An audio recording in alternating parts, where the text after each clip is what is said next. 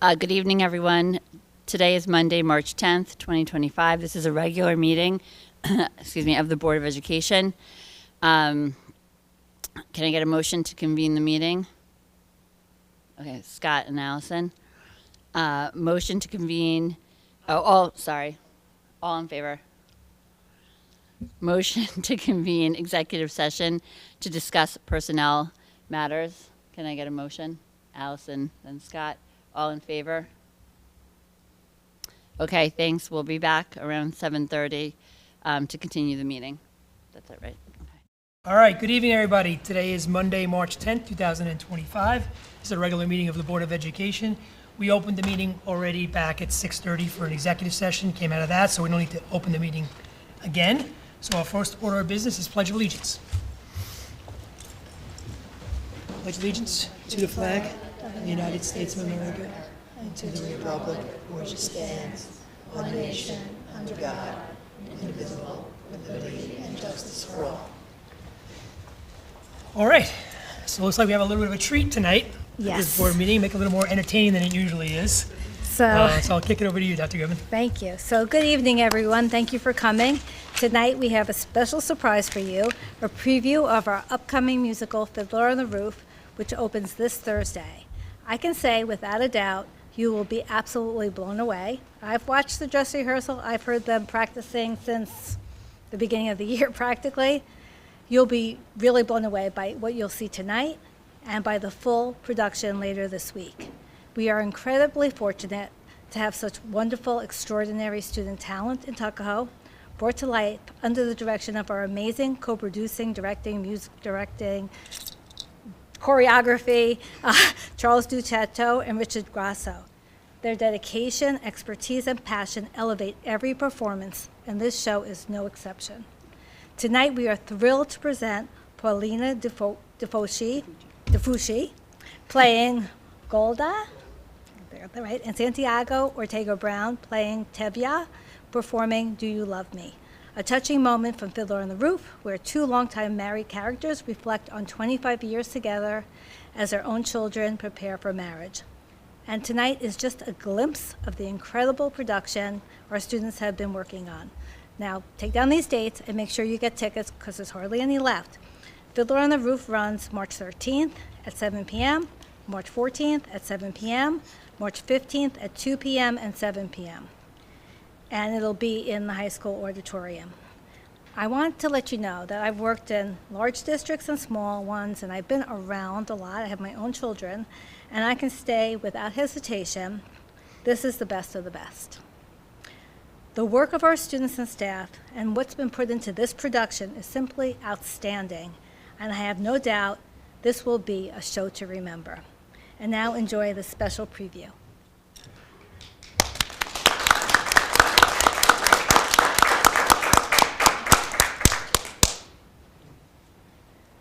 Golda! Golda! Hello, Golda. I've just been talking to Richard and Hoddle.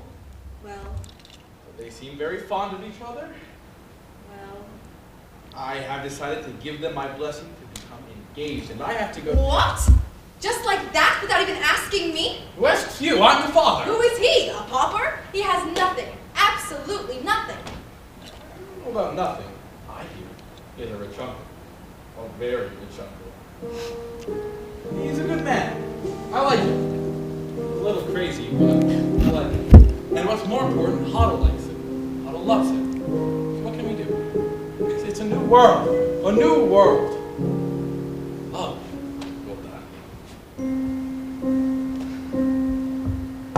Do you love me? Do I what? Do you love me? Do I love you? With our daughters getting married and this trouble in the town, you're upset, you're worn out. Go inside, go lie down. Maybe it's indigestion. Golda, I'm asking you a question. Do you love me? You're a fool. I know. But do you love me? Do I love you? Well, 25 years I've washed your clothes, cooked your meals, cleaned your house, given you children, milked the cow.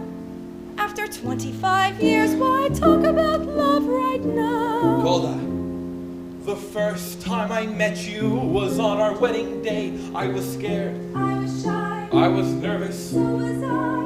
But my father and my mother said we'd learn to love each other. So now I'm asking Golda, do you love me? I'm your wife. I know.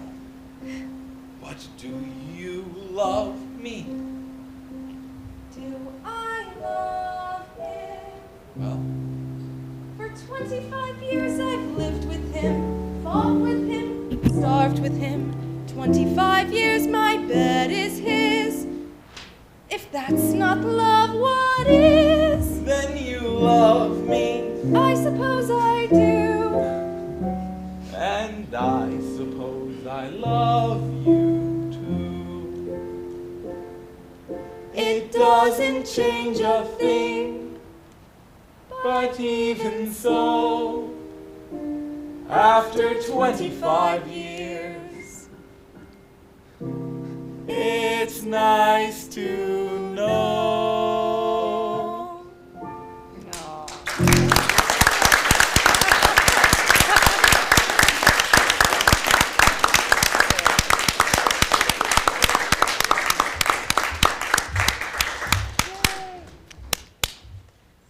That was so good. So good. Great job. So good. Excellent.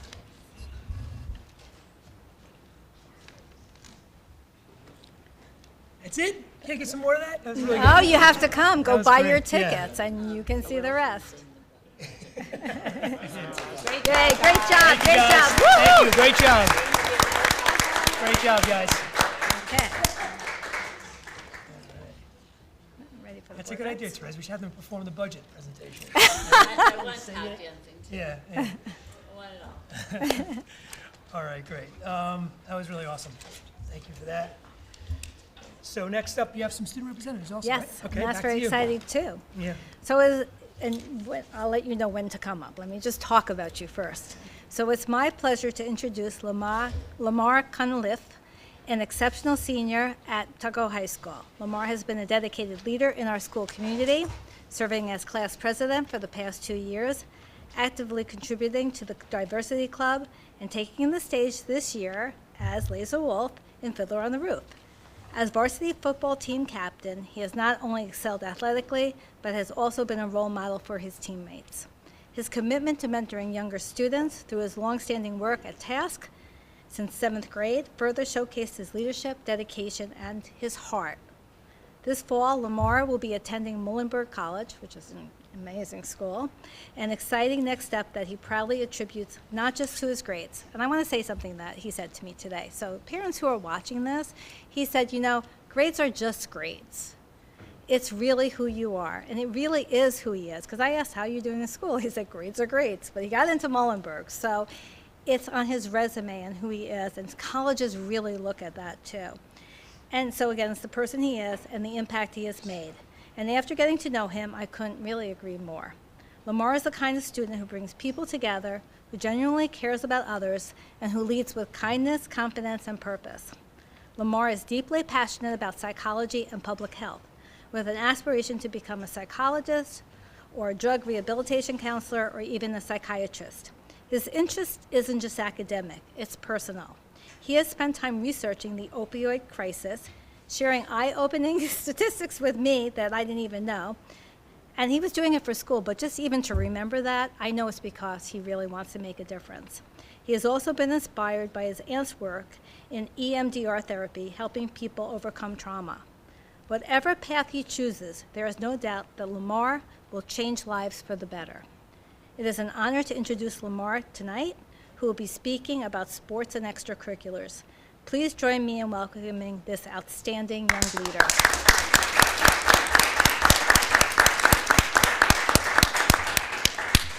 Hi, everyone. I'm not singing tonight, but I'm doing the athletic update.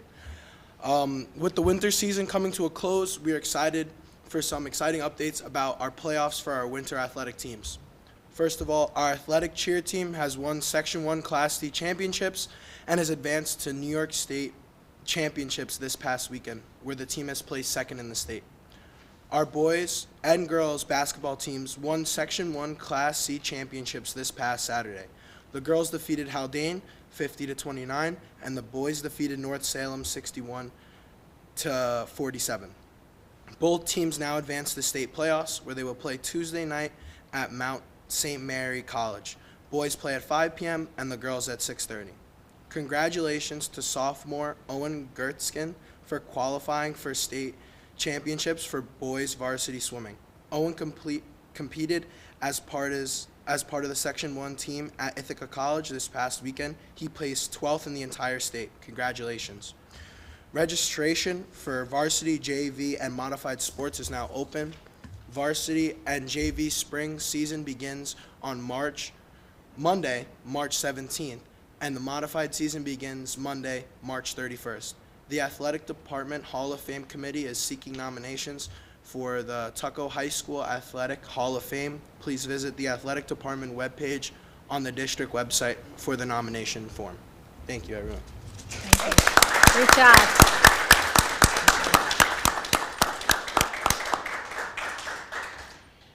It is with great pride that I introduce Amanda Scarelli, one of Tuckahoe High School's most distinguished seniors. Amanda's dedication and hard work had led her to achieve the remarkable accomplishments of being accepted into all 14 colleges to which she applied, including prestigious institutions such as Northeastern University, the University of Connecticut, Binghamton University, the University of Buffalo, Albany College of Pharmacy and Health Sciences, and the Rochester Institute of Technology. Beyond her academic achievements, Amanda has demonstrated exceptional leadership and creativity. As president of the Italian Honor Society and secretary of the National Honor Society, she has promoted academic excellence and community involvement. Her role as president of the high school art club and senior editor of the yearbook club highlights her artistic talents and organizational skills. Amanda's commitment to service is equally commendable. She organizes craft nights for children at the Tuckahoe Library, tutors elementary students in her community, and also contributes to the STEAM Discovery Camp, works at the European Market, and teaches CCD at her church. These activities not only benefit the community, but also reflect Amanda's dedication to helping others. We are immensely proud of Amanda's accomplishments and are confident in her future success as she pursues her dream of becoming a pharmacist. Please join me in welcoming and celebrating Amanda Scarelli, a true embodiment of dedication and service.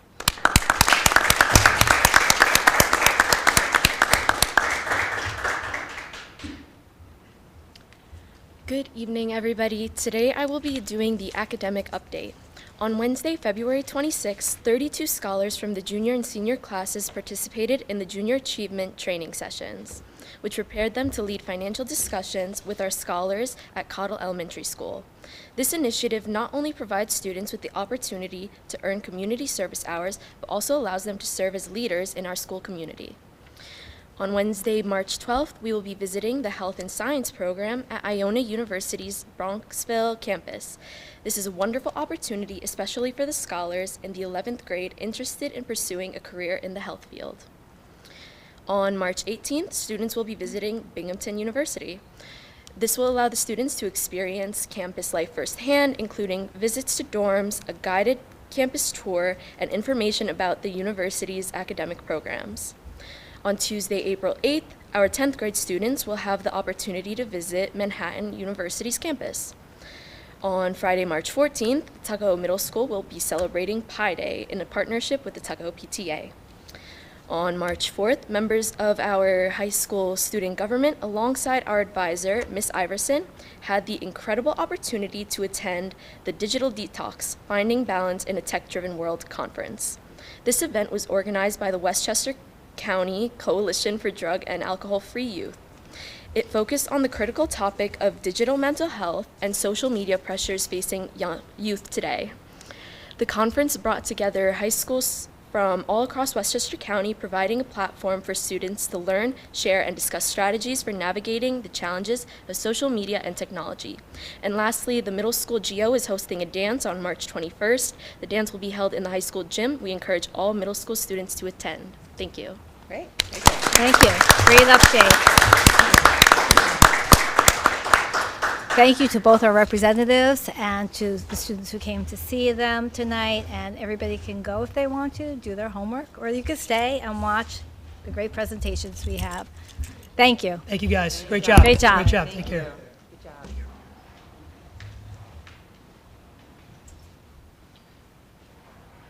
All right, that's great. So next up, we have our budget development update. Okay, well, So we're gonna have to swing it around, right?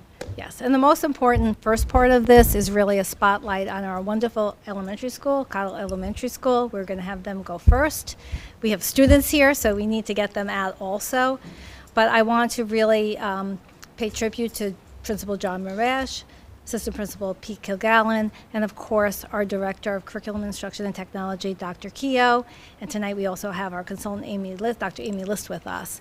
And the work that we have been doing at Cottle has been truly outstanding, and it is under your leadership that that has happened. So it's the teachers and staff. I always say that's where the rubber meets the road, but without strong leadership, that doesn't happen. So I just am very excited to present Cottle tonight, and I'm sure you will be impressed too. And this is all part of our budget presentation, so I hope you enjoy it. Thank you. Okay, we're going to move here. So we need to move, right? You move. Doesn't matter. Do you want me to move it?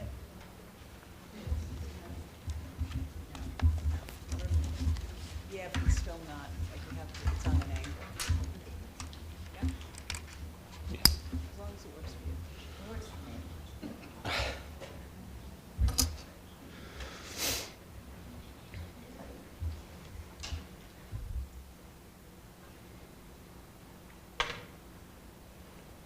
All right. Good evening, Board of Education members, faculty, and members of the Tuckahoe community. Tonight, we are excited to shine a spotlight on Cottle Elementary School.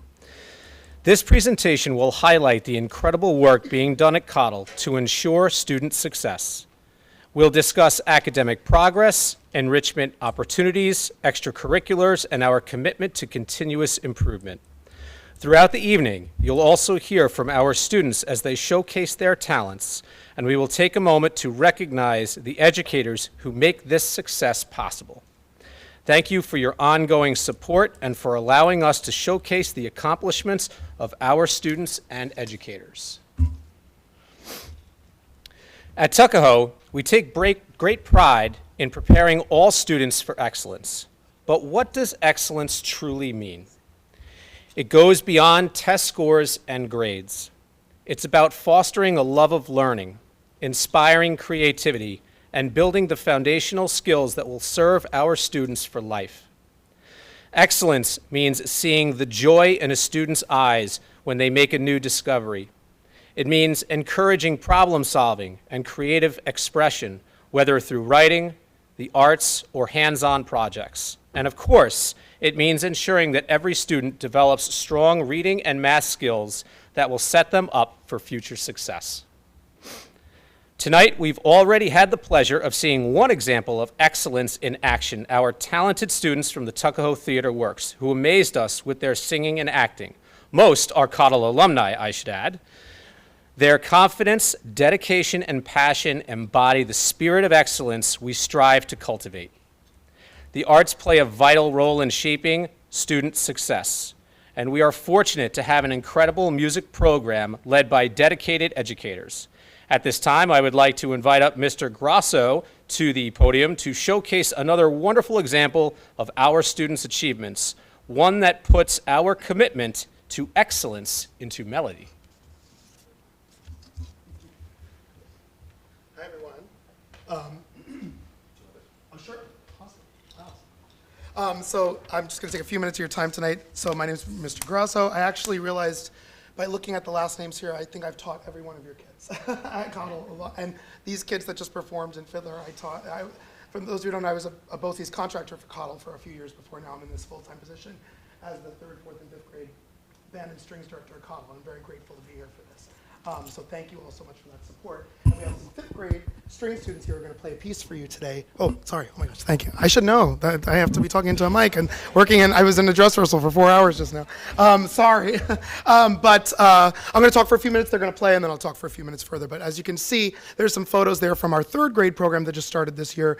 And so we've had a lot of fun with that. I'll go to the next slide here. So I'll start with the 4th and 5th grade program first, because we have our 5th graders here. Our 4th and 5th grade band and strings program has one small group lesson per week in addition to a general music class per week. So Miss Kim is the general music teacher and the chorus teacher at Cottle.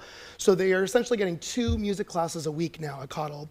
The general music being mandatory and the band and string program being the optional elective. Students participate in 1 winter and 1 spring concert per school year. Students have the opportunity to participate in NYSSMA Solo Festival in the spring, where they prepare a solo and scales for an adjudicator, making them eligible for submission to all county band and strings the following year. And out of all 5 of you here, you're all doing NYSSMA Solo Festival in April and May coming up. So they're all working on solos. They'll go get adjudicated. And then in the following year, when I have their score, I'm eligible to submit them to the Westchester County Music Educators Association, where they can be eligible to be in the all-county string, chorus, or band, where they perform with students from all over the county in a concert festival, which is a great thing. We've sent students there before, so they're all working on their solos now for that. Once per month, we've added something new this year, where once a month we're having large ensemble rehearsals on the stage with the 5th grade full band and string orchestra rehearsing together. We were doing just like 1 or 2 rehearsals before the concert, and I have gone to other elementary schools in Westchester and just talking to other music educators that I know who have this program in place, where then they're essentially getting once a month full ensemble rehearsals. So essentially before a winter concert, they're getting September, October, so they're getting 4 full ensemble rehearsals before the winter concert and 5 or 6 before the spring. So they're getting their weekly lesson, and working with the administrators, been able to find an additional period a week in addition to their lesson where they can meet as a full band and a full string and get used to playing together. The analogy we like to give in our music meetings is like if the outfielders only practice, and then the infielders only practice, and the pitcher and catcher only practice, but that they all don't come together until the day of the game, how successful is the game? So putting all the kids together once a month has really been beneficial in this new structure as well. Those are the instruments offered in band and string there, as well as we have 80% of the 4th grade currently enrolled in this elective program of band and string, and we have 7 band students and rising in participating in the NYSSMA Solo Festival, 9 string students, and 5 of them are right here going to the NYSSMA Solo Festival as well. So they've been performing throughout the year. They've been working on their skills. It's been really, really great. I'm going to have them play their piece now so that they can skedaddle, and then I will continue my presentation after that. So, well, we are performing a song called Desert Night. This is written by Stephen Chin. It involves some audio special effects as if we're in the wind of the desert night. So you're going to hear them doing some shushes throughout to give that effect that you're in the desert at night. And we have Elena Burkhardt, Olivia Tala, Olivia Harris, Kylie Brooks, and Emma Kayoshi. Violins, violas, cellos, a little chamber ensemble here. We hope you enjoy.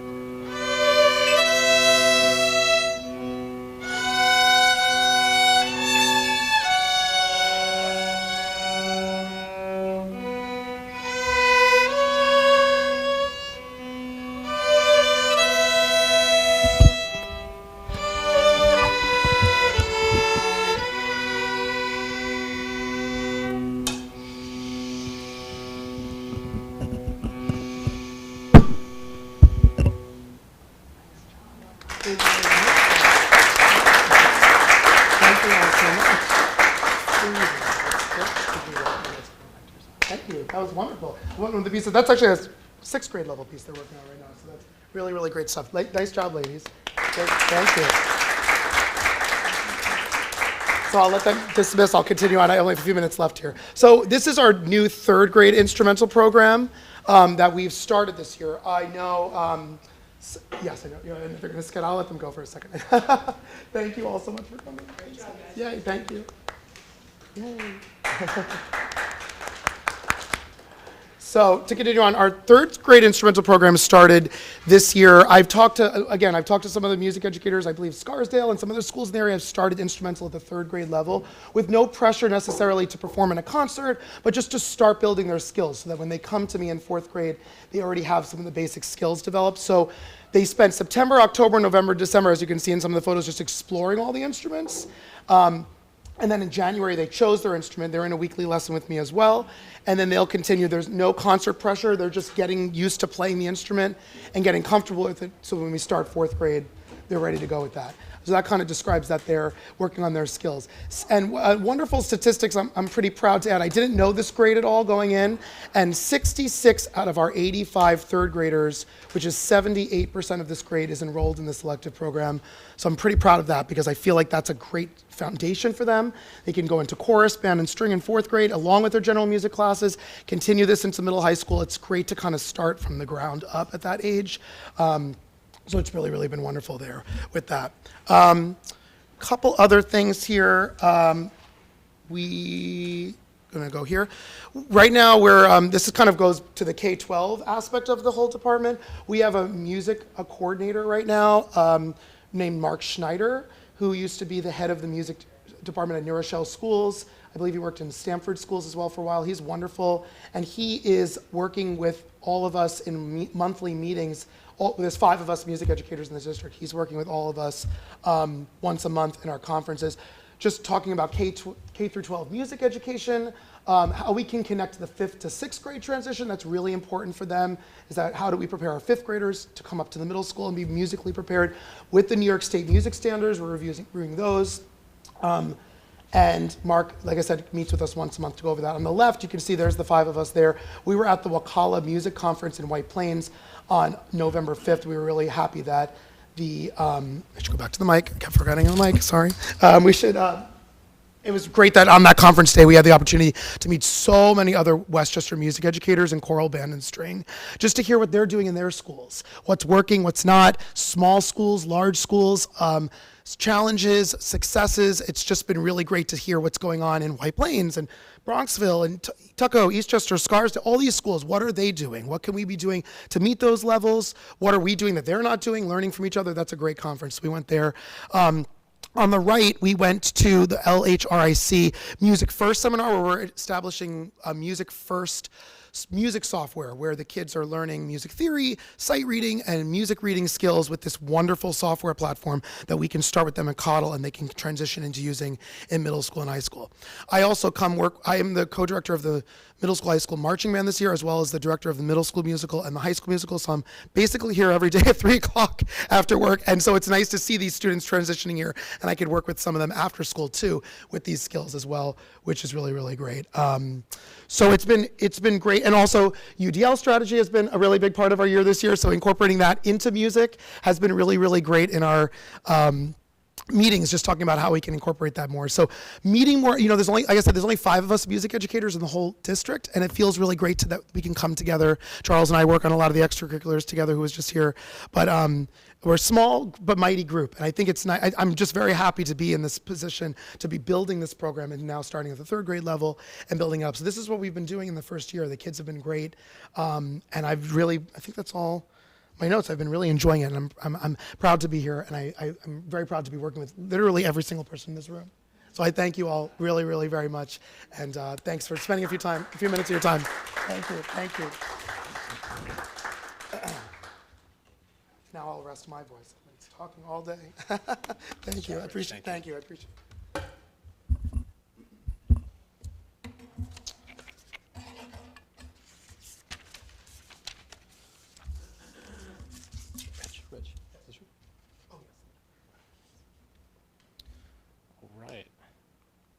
All right. Before we dive deeper into tonight's presentation, we want to take a moment to express our deepest gratitude to the Board of Education and our Tuckahoe community for your support. The success of our students is a direct reflection of the commitment, faith, and investment you have placed in our schools. Because of last year's budget, we've been able to expand opportunities for students in meaningful ways. We added a full-time band and strings teacher, allowing more students to explore and excel in music.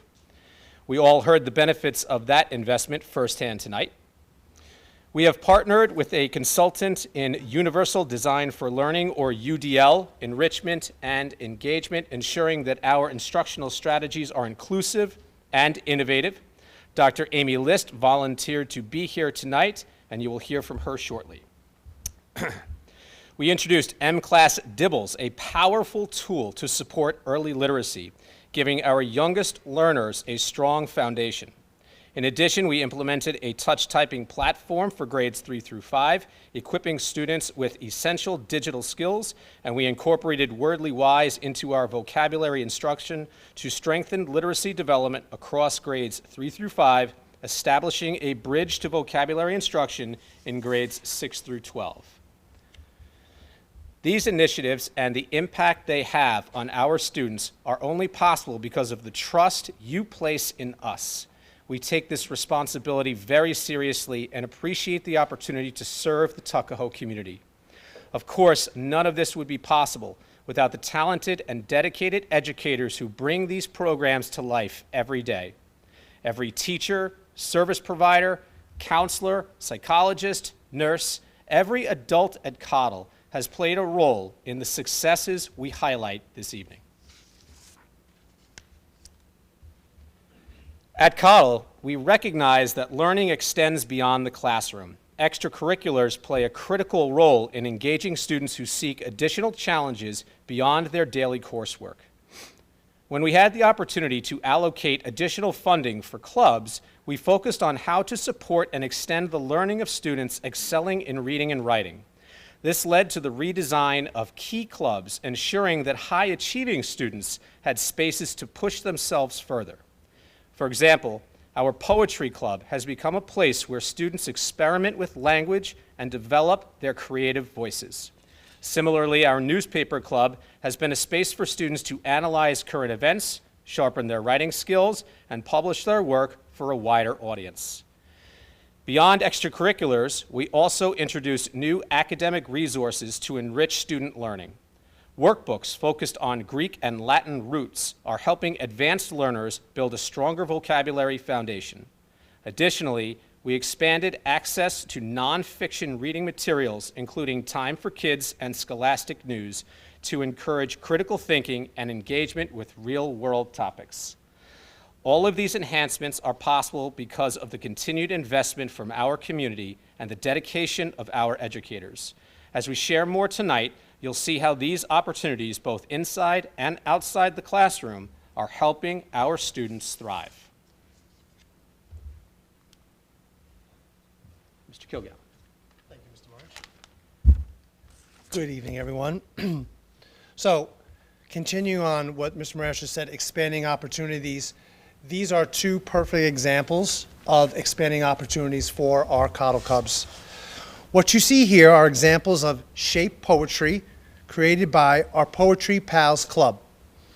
In this session, students were introduced to the idea that poems don't have to be written in traditional lines. They can take on the shape of their subject. Students wrote short poems about their favorite animal, place, or activity, and then formatted their words into a visual representation of their topic. This allowed them to combine artistic creativity with poetic expression, making their writing even more engaging. The Cottle News Den is where our young journalists develop their reporting, storytelling, and investigative skills. One of the most exciting projects this year has been the work of the Comic Strip Committee. Students are creating Cody the Cottle Cub in an original comic strip for our school newspaper. What makes this unique is that the students are not just drawing the illustrations. They are also crafting the storyline, ensuring their work is both visually engaging and rich in storytelling. Another committee making a big impact is the Cottle Spotlight Committee, which recently covered the Building Bridges program down at Cottle. Students were personally asked by the PTA president, Ms. Warnos, to report on the event. They took on real-world journalism responsibilities, including managing their time effectively, formulating interview questions, taking photos of key moments, drafting articles for publication.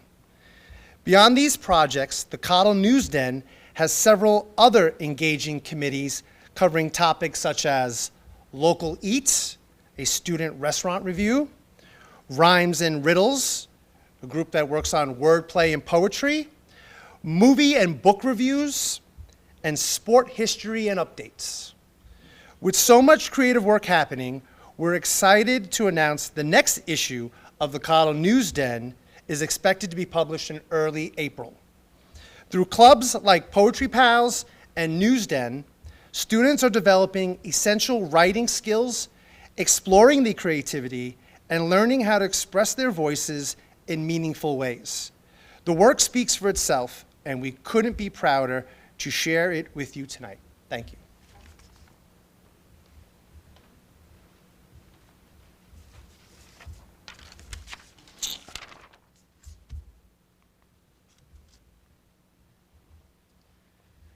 So at Cottle, our mission is clear. We're committed to preparing every cub for excellence. But achieving excellence isn't just provided through resources and some of the extracurricular programming we talked about just now. It's about building systems that monitor student progress, identify individual needs, and continuously improve to ensure that every child thrives. At Cottle, we have a multi-tiered system of supports. You may remember we presented on MTSS in the past, but in essence, this framework ensures that every student receives the support they need, academically and socially, emotionally. MTSS takes a whole child approach. It recognizes that academic growth is deeply connected to social and emotional well-being, and we design interventions accordingly. In support team meetings at Cottle, teachers sit alongside counselors and psychologists and interventionists to determine best supports for our learners. At Tier 1, we provide structured interventions within the general education setting, keeping students in the least restrictive environment whenever possible. However, when additional support is needed, trained interventionists step in to deliver targeted small group instruction, ensuring that students receive the personalized attention necessary to grow and succeed. Interventions may increase in frequency or intensity as the need dictates. This model has led to measurable student success, and in the next part of our presentation, we'll take a closer look at some of the data that demonstrates the impact of MTSS on student achievement.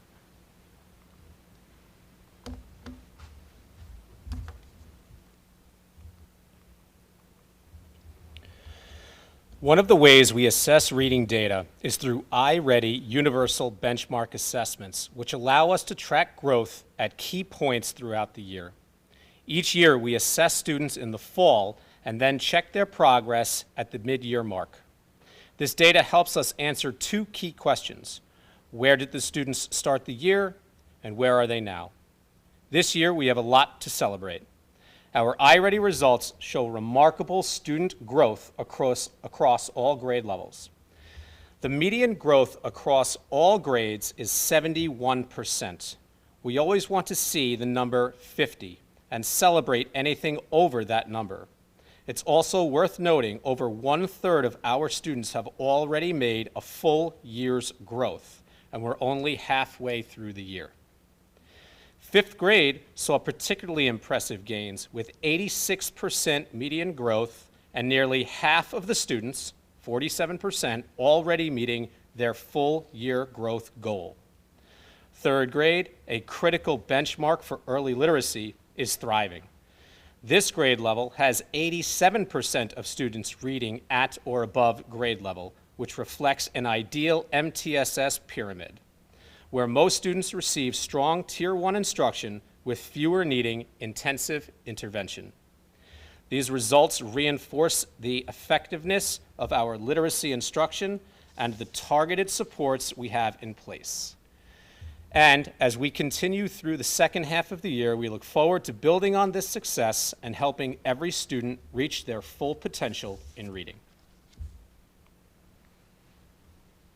When it comes to math, our mid-year iReady results indicate that students are exactly where they need to be, with a median growth of 50%. However, it's important to note that the mid-year assessments do not always fully capture student strengths. Because math skills are scaffolded differently across the curriculum, the sequence of instruction doesn't always perfectly align with the skills that the iReady assessment is measuring. We use iReady as a marker, but it may be more informative to look at end-of-the-year assessments. And beyond iReady, our New York State math assessments help to demonstrate the true strength of our program. For 3 consecutive years, our students have ranked in the top 90th percentile statewide, and especially worth celebrating. Last year's 3rd grade cohort really stood out, ranking 6th in the state out of the 700 districts that participated in the state testing program, placing in the 99th percentile. These achievements highlight the high-quality instruction and strong math foundation that students receive at Cottle. Looking ahead, we are excited to continue investing in the Savas curriculum, which provides students with comprehensive math instruction through a combination of digital resources and printed workbooks. You'll hear more about that in Dr. Goodman's presentation. As we move forward, we will continue monitoring progress, refining instruction, and ensuring that our students remain among the top performers in mathematics.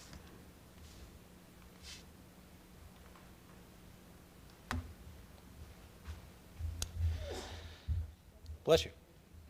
As a part of our continuous improvement efforts, we are closely tracking vocabulary development, an area that plays a crucial role in both reading comprehension and academic success across all subjects. This year, we've been monitoring vocabulary growth using iReady subtests, and the data reveals some encouraging trends. Across all grades, we've seen a 6-point increase as measured by on grade level or above in vocabulary scores compared to last year. In 5th grade, students demonstrated even more impressive growth with a 13-point increase, again measured by on grade level or above. However, it's important to note that iReady vocabulary assessments do not directly measure the same skills covered in Wordly Wise, the structured vocabulary program we've implemented. This means that while we're seeing positive growth in iReady, we must take a broader approach to evaluating vocabulary development, ensuring that students are making gains across multiple platforms and contexts.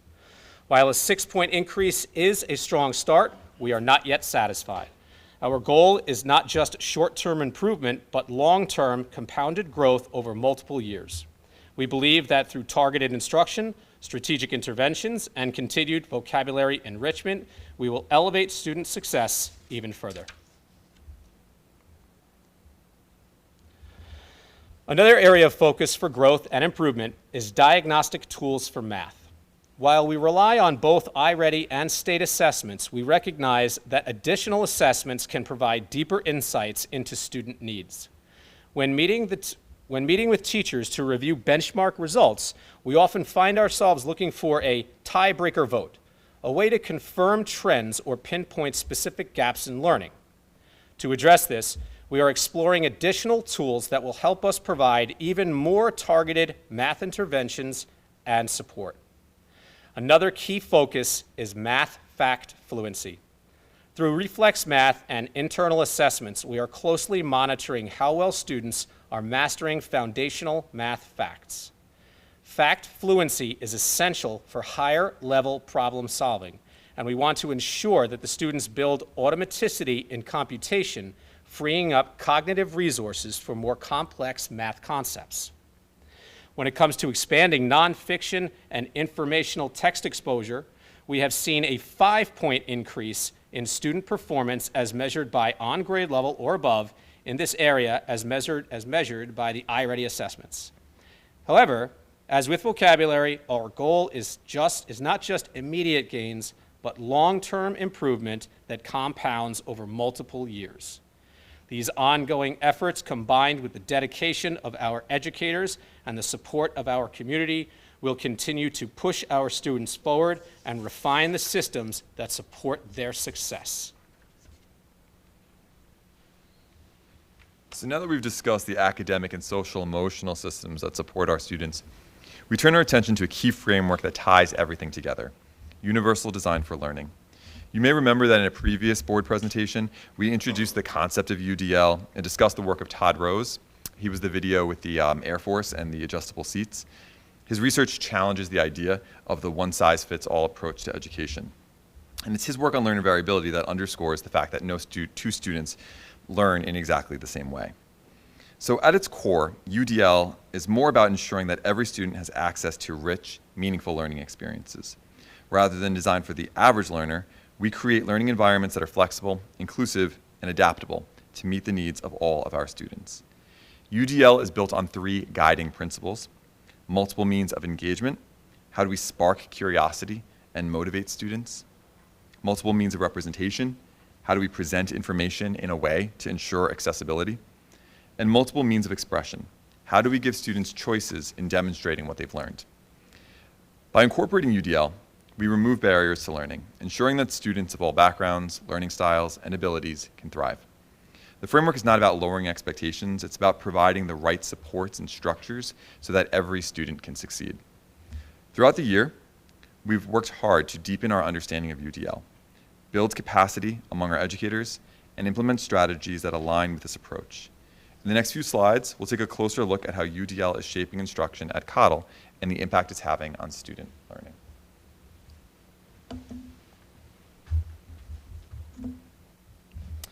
Our journey to universal design for learning did not happen overnight. It has been a process of ongoing reflection, collaboration, and a shared commitment to creating the best possible learning experience for all students. One of the biggest drivers of this work has been our engagement with families. Over the past year, we've had important conversations with parents and caregivers who sought more enrichment and challenge for students who were excelling academically. We want to take a moment and thank these families for their honest and productive feedback. We want to recognize that their voices have been an essential part of this process. Tonight, we are not only celebrating the work of our teachers and staff, but also the partnership between families and school, a collaboration that makes Tuckahoe such a strong and supportive learning community. As we reflected on our existing systems, we recognized the need for expert guidance in building a sustainable, systems-level approach to enrichment and support. That's why we turned to BOCES, who connected us with Dr. Amy List, a respected educator who teaches gifted education and UDL at the graduate level. Dr. List shared our vision that UDL is not just a strategy, it is a mindset that should be embedded across all aspects of instruction. Her insights helped us align this work with our district-wide MTSS model, ensuring that every student, from those needing additional support to those seeking more advanced challenges, can access meaningful learning experiences. Tonight, we celebrate the progress we've made together as educators, as families, and as a school community. And while we are proud of the steps we have taken, we recognize that this is an ongoing journey. We remain committed to the continuous improvement and will continue working to refine and expand our approach. In this next section, we'll take a closer look at how UDL is being implemented at Cottle and the impact it is already having on student learning. Bringing UDL into practice requires a collaborative effort across the district, with faculty engagement, professional learning, and administrative support. Our faculty has been deeply involved in the learning process. Over the summer, we provided educators with resources and videos to introduce core UDL concepts. To build on that foundation, we welcomed Dr. Amy List as our keynote speaker during our conference day. Her expertise in gifted education and UDL helped frame our approach, emphasizing flexibility, accessibility, and learner variability. But UDL is not just a one-time training. It's an ongoing process. That's why we've implemented ongoing faculty coaching and workshops across the buildings to ensure that educators have the support and resources they need. Our administrative team has played a key role in ensuring that UDL is not just an isolated initiative, but a core part of our district's instructional vision. We've worked to unpack UDL together, align it with our instructional priorities, and set district-wide goals for implementation. Tonight, we want to highlight the specific work being done at Cottle And to share more about this progress, we're honored to invite Dr. Amy List to the stage. She'll discuss how UDL is taking shape at Cottle and the impact it is already having on student learning and engagement. Good evening, everyone. I have to bring it down a little bit low.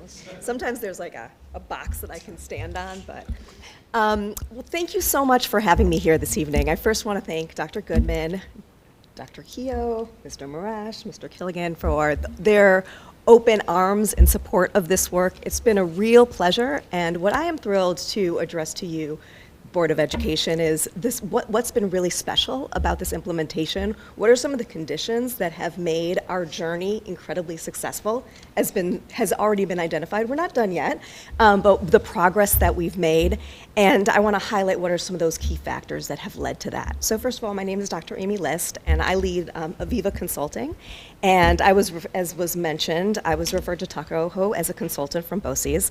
I work with numerous districts throughout Westchester on curriculum, multi-tiered systems and support, and designing learning environments where all students are successful. And it really has been an absolute pleasure working with the gems that you all have here at Cottle and across Tuckahoe. So working with this leadership team, really want to highlight 3 different reasons this has been successful. 1 is the committed leadership. 2 are the effective structures, and 3, the differentiated coaching. And I want to talk through each one of those specifically. So first, the committed leadership. There has been real clear guidance and direction from Dr. Goodman, Dr. Kehoe, and from the entire Cottle team from the beginning that this was a key priority and a mindset that we believe that all students can and will succeed when we design environments for all students to be successful, and also reflecting the vision of the community and really wanting to look at enrichment and opportunities for all students. So as Mr. Marash shared, we partnered over the summer, and this is when we talked about the strategic vision and how this work aligns with the year focus that Dr. Goodman spearheaded on every learner, every need. And this is really building upon some successes in the MTSS process that was started in 2003, 2004, and really taking it to the next level. And Cottle was really poised to take this to the next level and really thinking about the needs of all learners and along the learning trajectory, so that they're all challenged, engaged, and motivated in their classrooms. After there was this commitment, we came together as a leadership team to set measurable goals based off of the Universal Design for Learning framework. And this was really important because it helped us identify where are we going through this process, at least for this year, and what are some key opportunities to ensure that there's that it results in progress in the classrooms. So for example, we wanted to focus on engagement, and that in classrooms, there will be 3 different new engagement strategies in classrooms that incorporate both student interest and offer student choice as measured by formal and informal observations. So we have specific metrics and ways to measure it, which was really thoughtful from this team.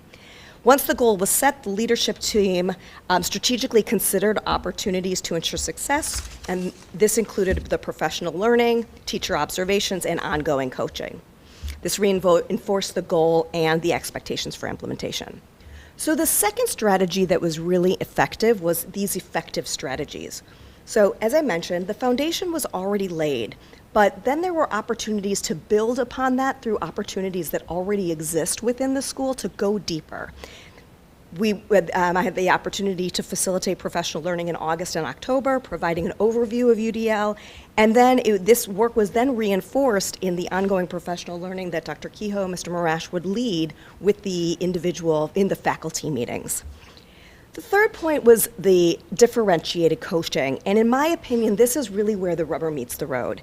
After leading these professional learning opportunities, I had the opportunity to meet one-on-one with different teams to think about how to make student engagement meaningful within their grade bands. So it's going to look different in the kindergarten than it's going to look in the 5th grade. What choice looks like in these different grades really matters, and that opportunity to have that space, to have those conversations in a safe space where teachers could really grapple with the ideas and explore new ideas, such as how AI could inform designing choice boards, for example. This was sort of mind-blowing work that was really effective in that differentiated coaching. So in conclusion, I'm incredibly excited by what has taken place at Cottle this year and its early success. And in fact, I've presented in the past at the Universal Design for Learning Convention, the international convention that's promoted by the CAST organization, which the designers of UDL. And we really thought that we had a story to tell. So we've submitted an application to this year's annual international conference that bring together leaders, practitioners, researchers, and designers to learn strategies for implementation and innovation. And I really believe that this story that we've just outlined here is really compelling to think about how at the leadership level, at the school level, and really thinking about teachers taking risks and thinking about what's best for students, there's a real opportunity to try new strategies in service of student learning. So hopefully we'll see how it goes. But I really think that there's a ton to celebrate here, whether it's at an international convention or here in this conversation. So thank you so much, and it's a real pleasure.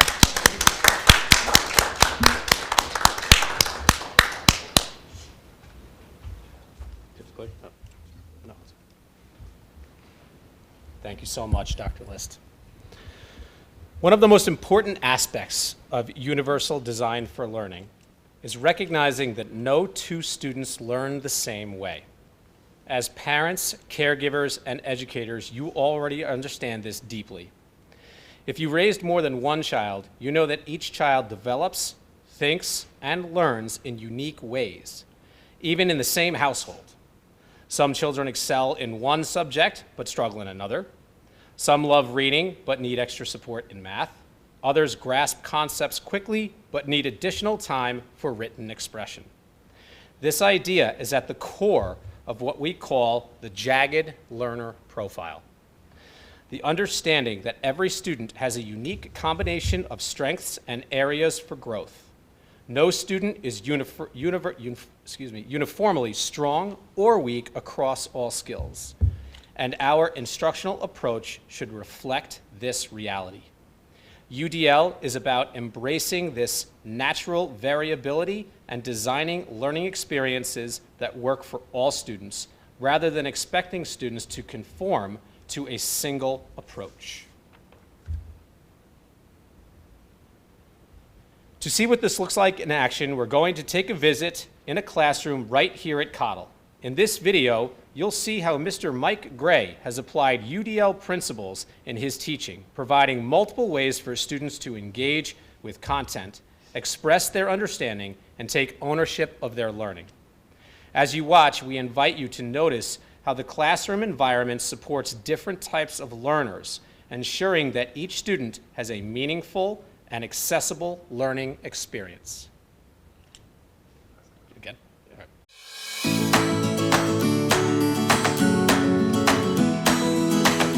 So to me, learner variability, I guess, is a simple concept that you learn very early on as a teacher, that no two students are exactly alike, right? You have students with certain strengths, certain weaknesses. Those vary from student to student.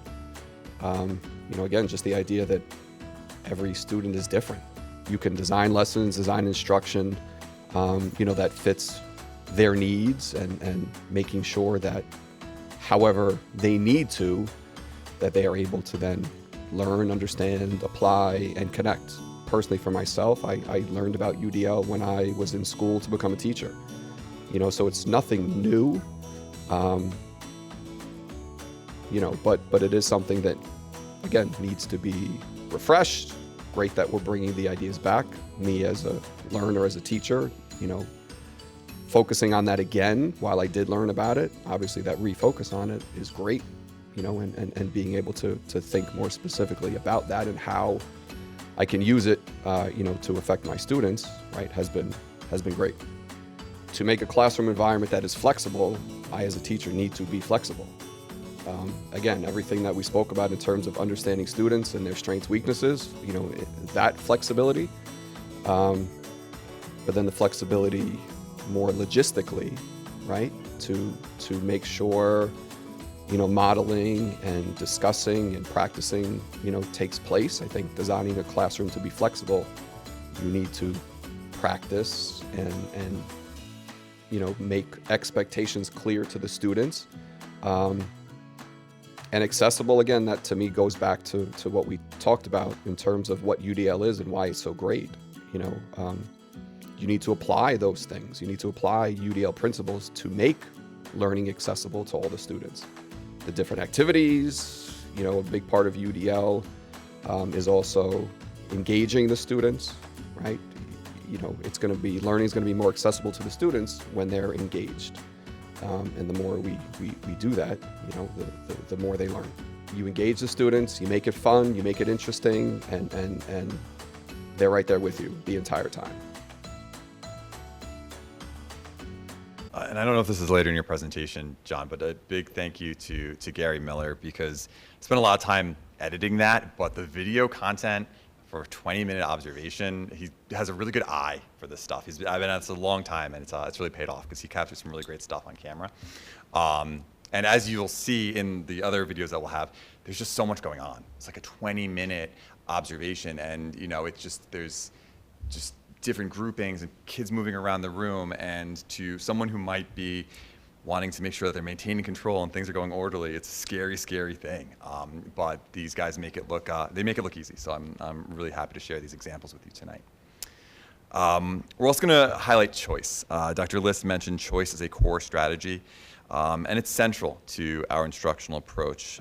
This shift aligns with some of the feedback that Mr. Marash mentioned that we received from families who expressed a strong desire for more opportunities for student-driven learning.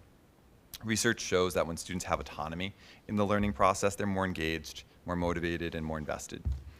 And while UDL benefits all learners, we've really been closely monitoring the progress of our high-achieving students, the kids who come in at or above grade level, ensuring that they continue to feel challenged and supported in the classroom. One key metric that we did to conduct that analysis is iReady has these different growth targets, a typical 0 growth and then a stretch.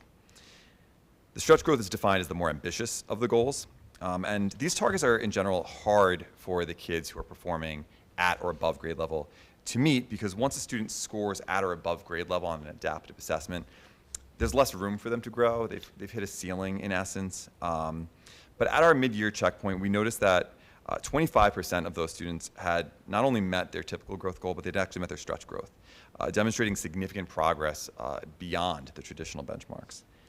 And again, as it's difficult for them to meet what iReady already deems their typical growth, let alone their stretch, that a quarter of these students have already met this benchmark gives us a lot of continued confidence in their success under this particular instructional focus. And to see how student choice transforms learning in real classrooms, we turn to Ms. Bevan's classroom. In this video, you'll see how students are given meaningful choices in the learning process, allowing them to engage with content in ways that best fit their learning styles. And as you watch, we invite you to consider how choice fosters deeper engagement and helps students develop independence as learners.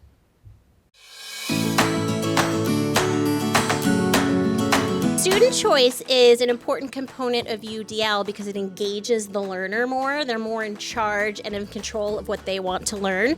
And it's not just the teacher telling them this is what you have to do, but rather they get to pick the best way for them to learn the most information. I find that implementing choice has changed my perspective on teaching and learning, in that I kind of form my lessons with a different thought and an idea in my head for what I want the students to be able to complete at the end and how they engage in the lessons. The goal for today was for students to be able to understand animals and their habitats with kind of a focus on text features.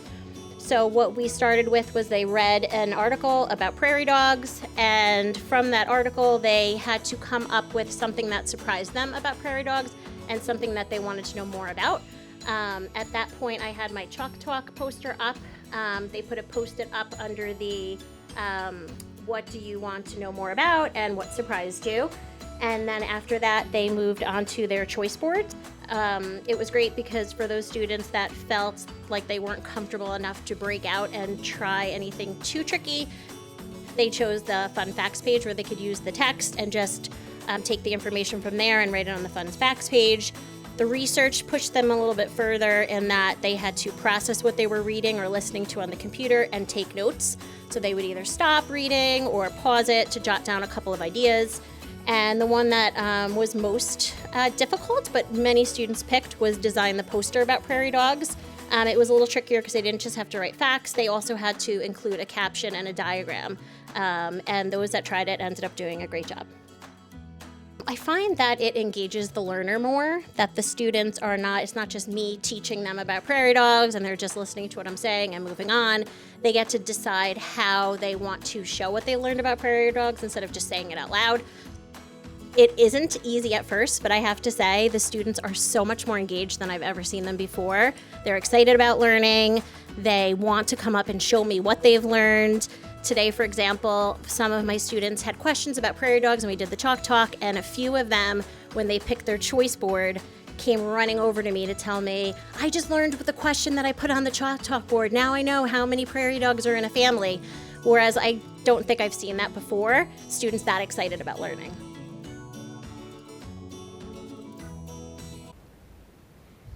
One of the most impactful ways we have incorporated universal design for learning this year is through our WIN period, the What I Need period. At its core, WIN is about recognizing learner variability, understanding that students need different types of support to thrive. WIN provides a dedicated time for targeted interventions, personalized instruction, and enrichment opportunities. What makes it truly special is that it is flexible and responsive to what each student needs at any given time. One of our biggest achievements this year was successfully scheduling WIN 5 days a week for 5th graders. This daily structure has given us more opportunities to align WIN with UDL principles, ensuring students are met at their level, offer specialized small group instruction for those needing additional practice, and challenge high-achieving students through enrichment activities. By embedding UDL strategies into WIN, we can connect students with what they need most, whether that's extra support in reading or math, hands-on projects, or advanced learning opportunities. To give you a glimpse into how this works, let's take a look at the 5th grade classrooms during the school day. In this video, you'll see how teachers design specialized learning experiences during WIN, helping students get the personalized support they need.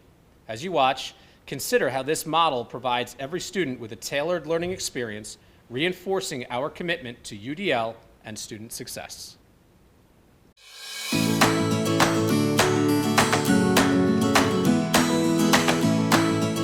WIN gives students the opportunity to expand their knowledge of science and have a deeper understanding of standard-based science lessons. Classes are working on hands-on activities or projects that cater to individual student needs, allowing them to practice scientific concepts and explore scientific areas of interest. Students are working on ELA strategies while reading nonfiction science texts to enhance comprehension, along with exercising writing strategies to support scientific claims. Students may also receive additional support in science through targeted investigations or activities, often with a personalized approach. The WIN period may also provide enrichment in science. Students utilize choice boards and cooperative learning groups to take ownership of their learning while incorporating the UDL framework within this instructional period.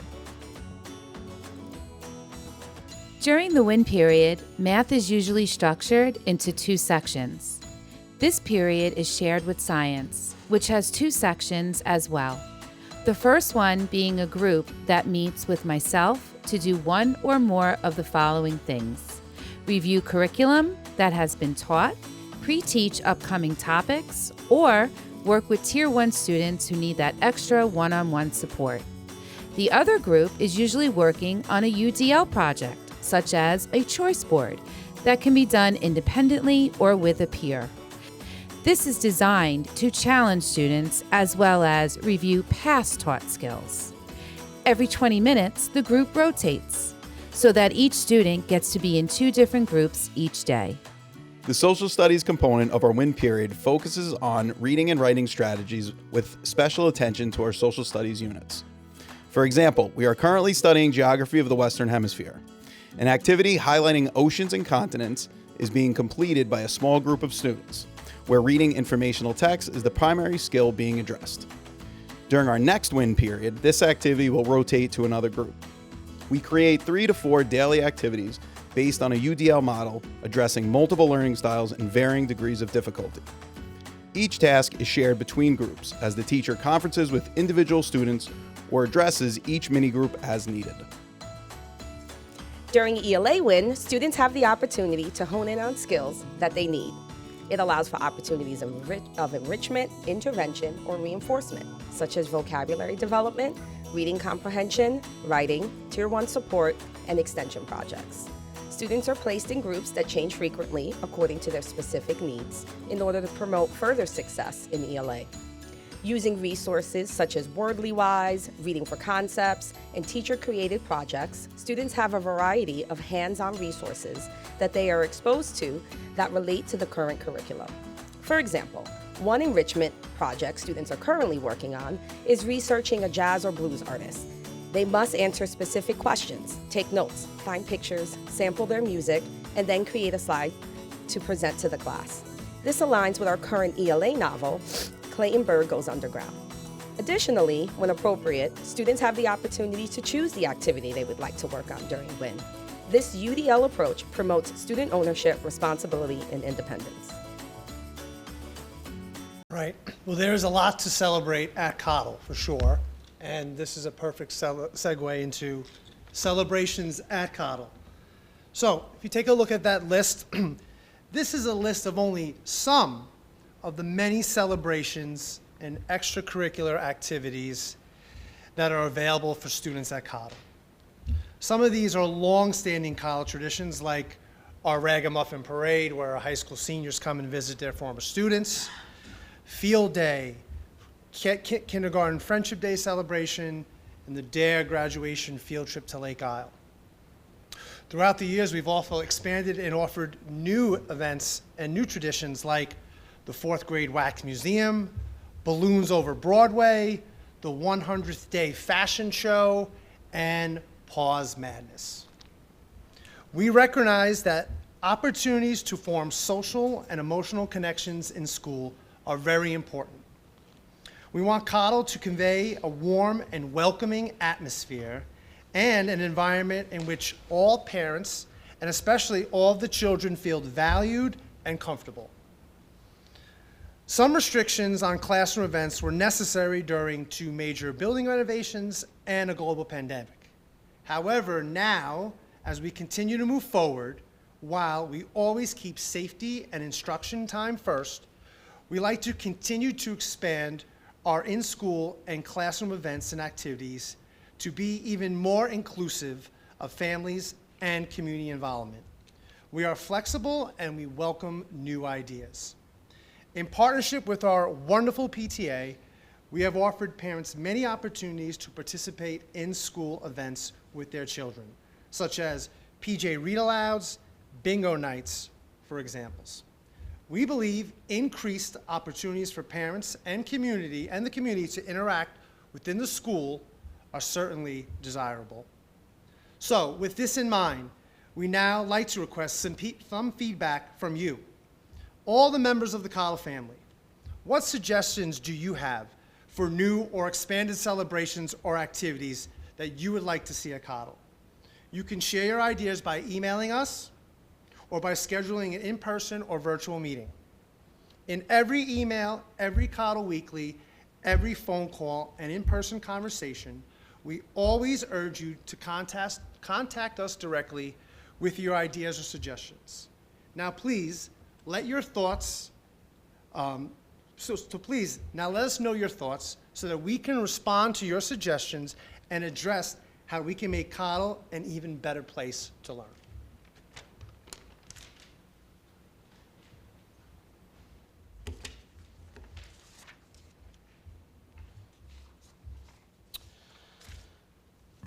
As we conclude tonight's presentation, we want to take a moment to reflect on what makes Cottle such a special place. At Cottle, success is not just about test scores. It's about creating an environment where students grow, explore, and thrive. We are committed to ensuring that every student experiences both academic progress and joy in learning. None of this would be possible without the strong partnerships that exist within our community. The collaboration between families, educators, and students is what makes Cottle so unique and we deeply value the trust and support that you, our community, place in us every day. Most importantly, we recognize that education is an evolving process. We are deeply reflective about our work, and we remain committed to continuous improvement. Whether it's refining instruction, implementing UDL, expanding student opportunities, or strengthening our support systems, we will always strive to do better for our students, for our teachers, and for our community. Thank you for your time, your support, and for being part of the Cottle journey. We are excited about the future of our students and our school, and we look forward to continuing this important work together. Thank you.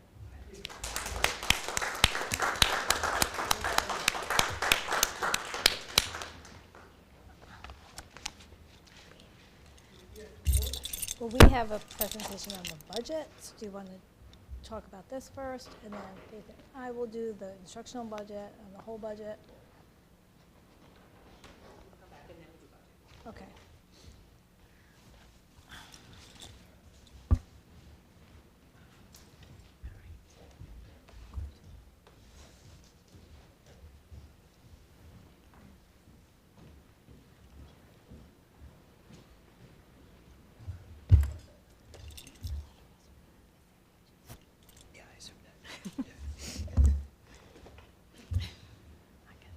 All right. Great presentation. Obviously, a lot of work went into that. Really appreciate it. A lot of good information in there. The videos are always great. So yeah, really, really nice presentation. Lots in there. Obviously, it looks like things are really going in the right direction. They have been for some time, but that's you put a lot in there that showed progress and tied it to statistics and data, which was really helpful and really nice. So I'll open it up to the other board members if they have any questions or comments. We'll go in a row. Scott, anything? Allison? So I just want to say, great presentation. I loved everything that you guys were doing. Thank you so, so much for the enriched learning. I used to beg for that. And I'm really, really happy to see that kids are getting what they need on all levels, especially the enriched learning. I love the idea of UDL and giving kids that opportunity to be able to choose on their own how they would best succeed in the classroom. Thank you for that. Thanks for bringing back the WIND period in 5th grade. WIND all together was your idea. I remember sitting in that room with you guys developing it, and it's been great for Cottle, and I'm really glad to see that it's come back to 5th grade and what you guys are able to do with it. Lastly, I just want to clarify one thing. That UDL presentation that you were saying that was going to the convention, that is just based on the work that you've done with Cottle. I mean, that's really, right, with our district. I mean, that's really impressive. That's, great job on that she feels comfortable and confident enough to present something like that. So great job for the whole district on that. And lastly, thank you for the opportunity to bring families back into Cottle. That was something that a lot of people were feeling was missing after the pandemic. And I really appreciate the idea that you are welcoming families back into the building. I know that my whole time in Cottle, I spent a lot of time in that building, and it is my best memories. It is how I built partnerships with my teachers of all of my children, and how I built partnerships with the administration, including you guys. So, it's really important. I know it's hard to have families in there, but it really does set the tone. And Cottle has always been this welcoming environment where we get to see our children and our teachers in action. And I can tell you, anytime I was in the classroom, I was more impressed with my teachers than I was before I went in. Because you just see them in action and you see what they are capable of and what they're doing for our kids. So thanks for bringing that back. And that's it. Good job. So yes, echo Allison's great job and really a wonderful presentation. It allowed us to see, the videos really are kind of for me, brings it all together. You've been hearing about UDL. We did get some literature. We have been reading about it, but to kind of see it brought together, I guess for me, not being an educator makes me think of that sort of with the differential learning, the project-based learning, right? We read books about that, and we've been talking for years now about that. And to me, it looks like you're starting kindergarten, that project-based learning, that kind of differentiation of find what makes you want to learn that and go for it. And it's a wonderful thing to see rather than that rote kind of teach a fact and spit it back. So I love it, and I just sit there a little jealous that my kids are now in college and don't have this, but I don't want to go back to kindergarten, not saying. But great job. And the other part I just want to sort of highlight to those at home, people who, like Allison, we've been in the district a long time, and when Dr. Goodman came, one of the goals was the literacy, was bringing that early literacy. We talked as a board, that was so important. And I think that what I take away from that third grade number was 87%. And I don't know, I guess you have to sort of dig through the data more to sort of answer this question, but it seems like we had COVID, and then there was a dip. Those kids unfortunately did have setbacks. But now you see these third graders who have the benefit of that program, and just general population, but maybe struggling readers and struggling students. And so that 87% to me jumps out as, I hope that what Dr. Goodman, what us as a board we have worked hard at is now coming to what we wanted to see, which was increasing those numbers. So that's great. Thank you so much for that. Last thing I'm going to say, I know it's going to be a long night, so I could go on questions, but I'm not going to ask any questions. I'm just going to say, Mr. Marash and Mr. Kay, that running that, like what Allison said, parents in the building, that's one of my most favorite was kindergarten. Remember the tea we used to do? Loved it. I'm just plugging that to bring that back. And it doesn't need to be a Mother's Day tea. Oh, it was a Mother's Day tea. Yeah. Anyway, no, it was Mother's Day tea. That was my favorite moment in all three children. So I'll pass that on. That's my little plug. Thank you. Thank you very much. Thank you. No, that was, my mic's on. That was a great presentation. Thank you. I did have actually one question. Obviously, the literacy stuff, which I've been a huge advocate, as well, Laura and I, when we started, that was our thing, and it's great to see those numbers. I think that speaks to foundations and the focus on phonics. So for the band, which I think is amazing, I'm a huge supporter of music and the arts as early as possible. I noticed that the 5th grade numbers were a little lower than the 3rd and 4th. So is it like a retention issue, or is it that they didn't have the opportunity? Because I know this is Mr. Grasso's first full-time year, right? He was like the consultant. Mm-hmm. But he's always done 4th and 5th. So, I'd have to look a little bit into that to see why the numbers are lower in grade 5. I think Rich was Mr. Grasso. He was our band instructor. Right. And then we had a separate BOCES consultant who taught strings. And now when we brought on the 1.0, which is Mr. Grasso, he is teaching band and strings, and we've expanded it to the 3rd grade for the first time ever. So we're building the love of the instruments, the arts, music, melody, earlier on. So the numbers are already higher than they ever have been in 3rd grade because it's the first year, but I think it was about 80% of the grade. It was, yes. Of 3rd grade. So what we want to see is those numbers maintained and continue to grow from there. 4th grade is high. I would have to get back to you because I want to do a little research of my own to determine why the 5th grade numbers are lower than 3rd and 4th, but that's why 3rd and 4th are higher now. Right. I figure, okay, that makes sense. I would just be curious to see how many were in 4th? Did we lose them, or did they just not have the interest to begin with, or do you know what I mean? Yeah. And then just going into middle school and kind of continuing to build the music program, obviously. So thank you. Yeah, and the work with Mr. Schneider has been absolutely amazing. So he's really tied together that vertical articulation for grades 3 through 12. Right, and Mr. So it's outstanding. Grasso has a lot of very positive, contagious energy. He's a lot of energy. He's amazing. He's amazing, and an excellent communicator, I might add. Yes, yes. And Olivia's just first to year in theater, and he's the, with Mr. D, and a lot of energy. No, he's outstanding. Oh, I love his positive energy. And you're right, it is contagious. I love that word. And Ms. Benke, Ms. Holler, and one of the things that we're working with the PTA on this year, our amazing PTA, is the circus. The circus used to be something that I know great. parents would attend. The pandemic happened, so that third grade didn't get the circus, so we ended up moving to fourth.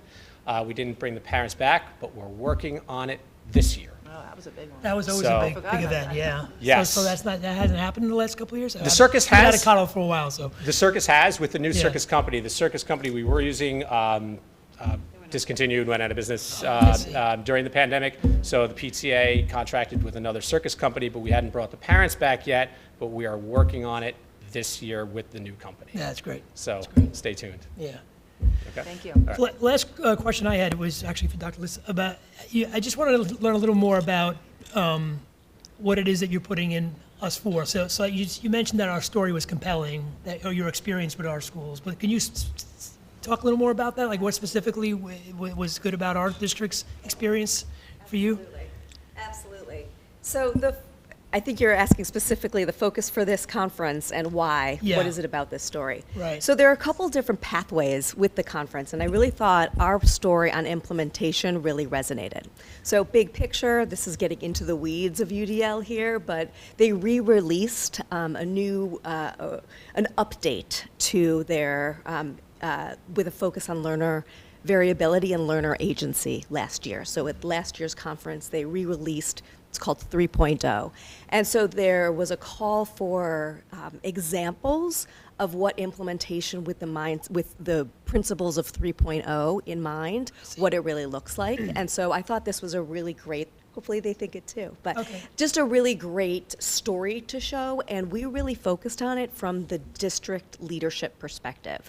So really thinking about, yes, it's happening at a classroom level, but as I mentioned, there are a lot of systems and structures in place to make this story compelling. You know, once again, thanks to the really strong, cohesive, visionary leadership of the leaders here, but also the systems and structures building on previous systems that are already in place. So I'm really hopeful. One of the presentations that I attended last year had sort of a similar story, and I thought really celebrating, particularly also with this focus on enrichment, but really all means all. Got it. Every learner, every need. And so, So you're really highlighting how well our leaders and our staff implemented it is really what you're focusing on. That's right. So we've got at the central office level, at the school leadership level, and also teacher leaders and that's where that differentiated coaching at the individual team level is really illuminated. So I think it's a story that the work is not done. Yeah. Right? Like there's so much to celebrate and also so many more opportunities to really design classroom environments mindful of learners. And so and that's really happening at every second of the day. We're focusing on it in WIN, but even beyond WIN. So there's opportunities to continue to go deeper, and the work is all about continuous improvement, knowing that we are all on our pathway for further development as well. So I'm really proud of what this team has done, and I think there's a lot to share. Yeah, great. Thank you. I just was going to say Oh, that sorry. I share with you when you say that. I have like such jealousy about I know. my kids not going through this Kyle. Not that the Kyle was bad when my kids went through it, but it's just so much more improvements that I've seen since I've been on the board, and I do have a little envy myself. Yeah, Go no, ahead. I just wanted to make a quick point. I just thought of it when you were speaking. Is the teachers, well, two things. One is that what I see is the seasoned teachers that were there when my children, they're now in college, and they're saying this is something that, not that they haven't seen, but it's really making a huge impression on them as a teacher who, when you're, whatever profession you're in, that to get something new in and feel excited again, it's really shows. I mean, those videos just show that the teachers are excited, that they're kind of seeing something and given something that they haven't really maybe been using or haven't used, and that you can just see it in their instructions. So I thought that was great. Absolutely. We can also think of the engagement, as you've mentioned, from the teacher perspective. Right. So this area that we're focusing on when we're really looking at choice, it's around welcoming interests and identities. So how can we make learning meaningful? And that's fun. You know, this is why we all got into education, to Well, make I it also really think fun. what Mr. Gray had said about he learned about it when he was in school, Absolutely, right? yeah. But now he has the benefit of having, I don't want to age him, but we're going to give him 15 years experience. Yeah. I hope he's watching. And, you know, now he can take all of that experience and like Absolutely. reapply it to a theory that he may have learned, you know, years ago. Absolutely. So- And it's an asset-based, you know, it's focusing on the possibilities, recognizing that all learners have strengths, and we want to design, once again, design these environments. So I teach about this in the graduate classes that I do teach, and then it's really fun to implement it and see it in practice. Now I'm And- even curious to know how many prairie dogs are in the family. I'm gonna Google. Well, you know, the one last Miss thing Bevan, is that's that the thing. the other thing I had another thought, and it just came back into my head, is when you watch these young children sort of collaborate, Yeah, right? These young yes, learners, and they get yes. together. Two things that popped into mind was, you know that sort of everybody's sitting in the desk and you're learning, and then you have a test. I mean, that's sort of school, right? Right. And you see these groups, and then you think, you know, because they're on screens so much. I mean, I know some of them are listening and they're using technology, but they're not stuck to a screen, and they're Absolutely. actually collaborating and talking. Absolutely. Right? These are skills that, you know, in the workforce, we need that ability to have conversations and to Yeah. problem solve. And so I think getting it now in kindergarten and then bringing it all the way through is just going to hopefully bring this generation to And such a you really better know place. one aspect of learner variability and also learning agency is learning yourself as a learner. Right, So what the team right. is also modeling is all these different choices. When you make choices, you can also evaluate, was this a good choice for me? How can I make a different choice next time? And that's a really valuable skill to learn at the age of 5, right? Or 6, and as they mature throughout their time at Tuckahoe, to really thinking about what kind of learner am I, and how am I developing, and how am I improving along my pathway? That is as important as the conversation about the math and ELA, which is also, they really work hand in hand. I just would like to say one thing, you know, just because of my last year here and seeing the evolution of Cottle and thinking about what we've talked about when I first came here and when I first met these administrators and this board, and we were looking at reading. We were looking at, you know, the basics, and we have gotten there, and you see that with the assessments that we see and how our students are doing. And when you see the teachers teaching it, they have totally embraced it. And it's all because of our administrators in the building and Chris Keogh, but also the UDL and the engagement and love of learning, which is really why you want kids to want to go to school. You want them to really say, this is Monday and I got to be there. So it's not just celebrations. It's the everyday in the classroom. And I have seen that in Cottle every time I walk into the building. I would say that I see joy in Cottle.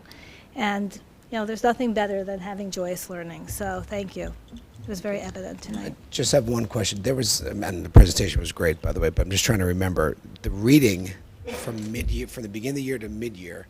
Was there anything for second and fourth grade in that, or was just third and fifth, if I remember? Because there was data for a percentage increase from third grade mid-year, or beginning of the year to mid-year, and then fifth grade, but I don't recall seeing second or fourth. Yeah, there was, hang on, let me just find it here. So we went over the median growth across all grades, and then we highlighted those two specific grades. So the median growth across all grades was 71%. So it's basically 1/3 of all of the students at Cottle have already reached their full year's worth of projected growth. A third. 1/3 K to 5. But highlighting third and fifth And then for the best improvement meeting. Third and fifth definitely stood out, as fifth saw particularly impressive gains with 86% median growth, and then third grade, 87%. So it's like a big drop-off, though. Is there a reason why there was a drop-off that brings down the average for second and fourth grade, if it's a big increase for the other grades? So, okay, so you're saying it's because the 71%, well, 71% across all the grades, so 1/3 made the median growth. So 71%, am I saying that right? 1/3 met their typical growth. 1/3 met their typical, but not their stretch. 71 is the median of the whole building. Right. The two that you highlighted, we chose third grade because that's what research shows, like that's what you want to see, that kids are The literacy benchmark. literacy benchmark. We Right. That they were the strongest. The 71, the third grade statistic though isn't growth. That is how many of them are at or above grade level. So we only shared 2 median data points. That was the comprehensive. Yes, one, you're right. I'm the sorry. fourth grade, 87% is the students reading at or above grade level. then the 5th grade. The 3rd grade was at or above grade level. So right now, those kids Right. met their green goals to be at or above grade level at the mid-year point. Typically, you see that number 87 at the end of the year, but now we're seeing it straight in the middle of the year. Yes, but essentially, it sounds like what you're asking for is what is the percentage in the grades that we're not highlighting? I will find those percentages, and I'll be sure. Yeah, to I'm just update curious you because when you're on those highlighting 2 percentages at a specific later grades, date. if there's a drop off between second and fourth or whatever it may be, just maybe why is there a drop off for? Yeah, I could something mean- be done differently? Is it reading? Is it the state assessment? Is it? There could be a multitude of reasons. There could be, but again, I still want to highlight the 71% of the overall building is still an exceptional number that is at the median growth or above. So that's really impressive. So yeah, I mean, from 86% to 71% is a drop off, but we're still exceeding the number 50, which is what we're looking for. We're looking for 50% of the building to be reaching their typical growth for the year, because we're halfway through the year when the mid-year benchmark was administered. 71% of the building, we're already exceeding that by 21%. But to your point, yes, the 71% is the average that is exceeding, and I will look into the more specific percentages for grades K, 1, 2, and 4, and I'll be sure to present those to you at a later date. Thank you. Yep. Thank you all. Appreciate it. Thank you very Thank you much. very much. Great job. Have a good night. Have a great night. Really good job, guys. So we have a budget presentation that's going to be pretty long. Did you want to? I don't want to keep you here. Do you want to go first? Just because it's going to be. I'm breaking the rule. Yeah. We're going rogue. So the item after this is going to be comments by the PTA. I'm going to give you that opportunity now. Thank you very much. Now, usually I feel like the PTA highlights are one of the fun parts of the board meetings, but after this, I'm like, how can I really top that? But I will. Okay, so just some highlights, recent highlights. Mr. K had mentioned building bridges that took place last week, which was, it's such an amazing program. And so yet again, it was fantastic. We had a new speaker this year for the 4th grade, a guy named Francesco Clark, who actually lives over in Bronxville, and he has a successful business. He uses a wheelchair after a diving accident about 25 years ago. He is an amazing guy, an amazing person, an amazing speaker. The kids, it was like it went on longer. I think the teachers let them stay in the auditorium even longer. He was fantastic. And he says he'll come back anytime, and we will definitely have him. Some other quick things I just wanted to say. We have awarded a second round of grants, which you guys will hear in the agenda a little bit later. Plus, the Cultural Arts Committee supported out of their budget the Tuckahoe Theater Works, part of the Fiddler on the Roof production, helping with some of the expenses. Our 3rd to 5th grade cooking class started today, again here at the high school, in the career room, I think it's called. We finished up the 6th grade cooking class, and then now we're offering to the 3rd through 5th graders. That class sold out like in minutes, both of them did, so we're excited to be offering that. We are doing a cultural diversity event series. It started with the Lunar New Year, so Chinese culture, then there was Black heritage. This week will be Irish heritage. We are planning our Earth Day celebration, which is going to be on April 5th. We are currently recruiting a green team at Cottle of kids to help plan the event and also to help execute the event. We also are recruiting some middle school and high school kids to actually work with the Cottle kids, so we're really kind of bringing the whole community together for that event. Definitely put aside any of your kids' clothing if you still have it, or any like old towels, textiles, whatever. Don't throw them out, bring them, because we are working with a company called Helpsy that they will come and pick up all of these old textiles, and we actually get a check based on the pounds. So I don't know how many pounds we're going to collect, but if we do, get quite a bit, I imagine it would be a decent amount. So we're excited about that. I do want to. April 5th, yeah, Saturday, April 5th. It'll be 11 o'clock until 3 p.m. There's going to be a bunch of activities and other kind of, it's going to be a really fun day. But, you know, for parents, you know, clean out your stuff, come get new stuff if you want, you know, like gently used, you know, other clothes and things like that, especially for, you know, the kids grow out of stuff so quickly. Just want to mention also, let's see, that was pretty much it, but then I want to mention in connection with our grants, because our spring social, the tickets just went on sale today. You may have seen an email go out, so please join us. That's our biggest fundraiser of the year. It does allow us to do things like this, like the circus that they mentioned, and doing building bridges and giving out grants. So we hope that everybody in the community will join us for the spring social. That's on May 2nd. And then the final thing I will say is we are now, we have several open positions for the PTA next year. Every 2 years, you know, our committee co-chairs, some of them cycle off, and so we have a lot of open positions. I'm actually holding a informational webinar. I want to give it a little shout out to my communications committee because they named it the Power Hour. So now I have pressure on me to figure out the Power Hour. But anyway, we're going to have a webinar just so people can come on, ask questions. We can talk up some of the open positions and all of that. But we're excited for next year, and I'm going to stop talking. So thank you. Thank you very much. And I did say there was quite a few grants on tonight's agenda, so thank you ahead of time for that. Appreciate it. Sure.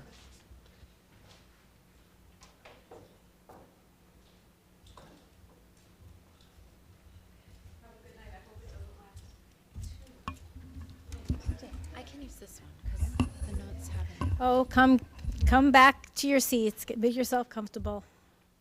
Get a better view so you don't have to hurt your. Yeah, you don't want to hurt your neck. Yeah. Yeah, really. Every time. Ours is just so riveting, you know.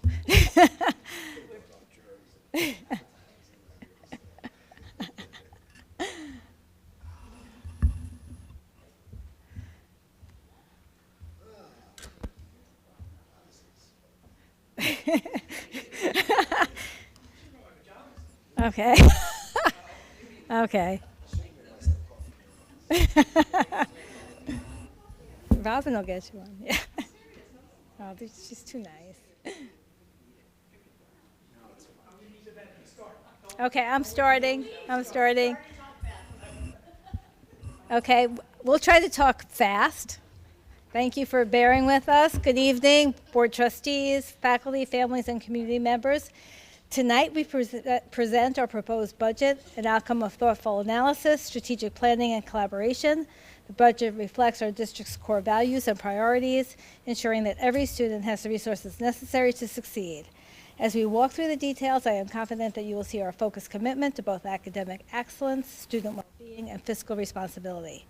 The budget would not have been possible without the collective wisdom and dedication of many individuals, and I want to extend my sincere appreciation to Dr. Keogh for his leadership in developing this instructional budget with us, and especially to Ms. Sparks, our business managers, whose expertise has been invaluable in balancing student needs with long-term fiscal sustainability.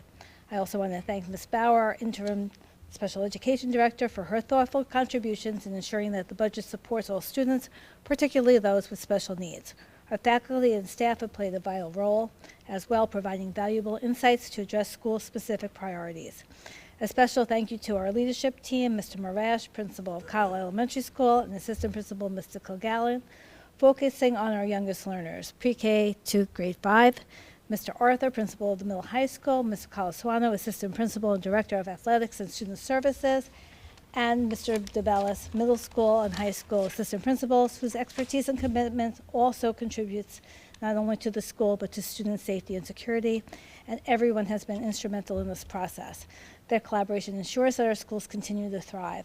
I also want to express my gratitude to our community partners, including our exceptional PTA and pretty newly formed Athletic Council, whose dedication enhances opportunities for our students. To our parents, thank you for your ongoing support and engagement in our schools. And to our Board of Education, I deeply appreciate your thoughtful input and determined commitment to our students and to our community. And lastly, I want to thank our dedicated Finance Committee. The strength of this budget lies in the collective effort, insight, and dedication of everyone involved. Your contributions ensure that we remain focused on what matters most for our students and their future. Our district's mission is to empower every student with knowledge, skills, and opportunities necessary for success in an ever-changing world. This mission is reflected in the goals outlined here. Academic excellence, enhancing student achievement, and providing a strong foundation for success in college careers and engaged citizenship. Community engagement, strengthening partnerships between our schools, families, and the broader community to support student learning and well-being. And fiscal responsibility, maintaining a sustainable financial plan that prioritizes students' needs while ensuring long-term stability. The budget is a direct reflection of these priorities, ensuring that our investments align with our vision for student success and the overall growth of our district. Our prior budget was constructed upon 4 foundational pillars outlined in our strategic plan. As we spoke at our last strategic plan update, the goal is to integrate the professional learning, which was a pillar itself, across the other 3 areas. As a result, this proposed budget looks at these updated pillars: diverse needs of learners based on data for all learners. Through diverse approaches, we accommodate every learner's growth, whether they progress at a slow, steady, or accelerated pace. Our goal is continuous improvement for all. Social emotional learning has always been a strong focus, and our Rethink program is helping students, teachers, and families. Innovation, engagement, and learning, which we used to call formerly contemporary teaching and learning. This shift in language from contemporary teaching and learning to innovation, engagement, and learning represents a more forward-thinking, student-centered approach like you saw tonight. Here's why this change is significant and aligns with our modern strategic plan, because it focuses on the growth of all learners, personalization, engagement as a key driver, innovation as a mindset, and strategic alignment. In essence, the shift moves the focus from how we teach to how students learn and grow. Reinforcing the learning is not a one-size-fits-all process, but a continuous journey driven by engagement and innovation. And again, professional learning is no longer its own pillar, rather a driver of change in each of these 3 areas. What sets Tuckahoe apart? What makes our school district stand out? It's our commitment to excellence, innovation, and community embodied in these points of pride you see here. At the heart of our schools are our dedicated faculty and staff. Their commitment creates an environment where every student feels valued, supported, and empowered to reach their full potential. Our dedication to fostering creativity is evident in our exceptional fine arts and performing arts programs, like you saw tonight. These programs give students a platform to showcase their talents while enriching our school community. Again, you saw a glimpse of the incredible happenings in our theater program. I invite you to experience it in fall when Tuckahoe Theater Works presents Fiddler on the Roof, opening this Thursday and running through Saturday. In today's digital age, access to technology is critical. We are proud, for so long we have offered one-to-one device ratios from kindergarten to 12th grade, ensuring all students and staff have the tools they need in a modern learning environment. Our cutting-edge technology, Innovation Lab, and STEAM programs further equip students with skills in science, technology, energy, arts, and mathematics, preparing them for future careers. We are also leading the way in artificial intelligence education. As part of our forward-thinking approach, we have been training educators to integrate AI tools, you heard some of that tonight too, effectively while prioritizing ethical and educational standards. By doing so, we enhance personalized learning experiences and prepare students for a future where AI plays an increasingly significant role. Beyond the classroom, we offer a wide range of extracurricular activities and community service opportunities. You saw that Mr. Calaswano presented a while ago on our sports and our extracurriculars. Our focus on foundational skills is reflected in our research-based literacy initiatives. From Wilson's Foundations to our recent Linda Mood Bell visualizing and verbalizing training, we are committed to strengthening early literacy and writing instruction, laying the groundwork for long-term academic success. And safety remains a top priority. Of course, our school resource officer plays a key role in maintaining a secure environment, allowing students and staff to focus on learning and growth. You will see enhancements to safety and security later in the presentation. Our students, athletes, and then those of you who saw the game this Saturday, they are just amazing on the field, on and off the field. Many of our teams are award-winning, and our students have been recognized as New York State Public High School Athletic Association Scholar Athletes, reflecting their achievements in both academics and sports. Lastly, we believe in giving every child a strong start. Our universal pre-kindergarten program is now at Cottle and ensures that our youngest learners begin their educational journey on the right foot. Even with the limited grant funding, we prioritize expanding access to pre-K because we know how valuable it is for families and early childhood development. These are just a few of the reasons why Tuckahoe is such a special place. Our continued focus on innovation, student success, and community ensures that we remain a district that provides exceptional opportunities for all learners. Let's allow the points of pride to continue. In this slide, we are proud to showcase the extraordinary achievements of our students across a broad spectrum of disciplines. It's a reflection of their hard work, our faculty's dedication, and the supportive environment our school district nurtures. In the realm of academics, our students have collectively secured nearly $8 million in scholarships, a testament to their outstanding potential and the high-quality education and guidance services they received. This year, we had Tuckahoe High School students recognized as National Merit Finalists, marking them among the nation's best and brightest. In the competitive arena of the Science Olympiad, our middle and high school students have excelled, making significant impacts on leaderboards across a variety of scientific disciplines. Our debate program, these participants have showcased exceptional rhetorical skills, competing at regional levels and hosting events that bring together a diverse array of the highest achieving public and private schools. Furthermore, our innovative cross-cultural initiatives have merged visual, arts, music, and science, leading to unique contributions like artwork, musical performances, and science success. Moving beyond academics to athletic, arts, and extracurriculars, our students have earned prestigious accolades, including all-league, all-conference, all-section, state, and national honors, reflecting their talent and dedication. Our diverse community service clubs provide students with opportunity for meaningful engagement, making a positive impact on the community. In the arts, our participation in NYSSMA has been noteworthy, alongside our captivating and remarkable school theatrical productions. Moreover, our students have broadened their horizons through involvement in STEAM, Art Club, Habitat for Humanity, and many more, enriching their experience and fostering a culture of curiosity. These achievements are not just metrics of success. They represent the vibrant spirit and diverse talents of our student body. They underscore our commitment to providing holistic education that prepares our students not just for academic success, but for meaningful contributions to society. This slide shows the colleges our students have been accepted to so far in 2025. This has been an extremely competitive year for college admissions, with top and mid-range schools becoming very hard to get into. I personally know many students and many families from other districts who have had such struggles. Their students have applied to many colleges and have not gotten into so many of them. And this speaks volumes about the strength of our guidance department, the dedication of our faculty and staff, and most importantly, the hard work of our students and the support of their parents. Very, very proud of this, especially in this very hard year. We now turn to our projected enrollment sections and class sizes.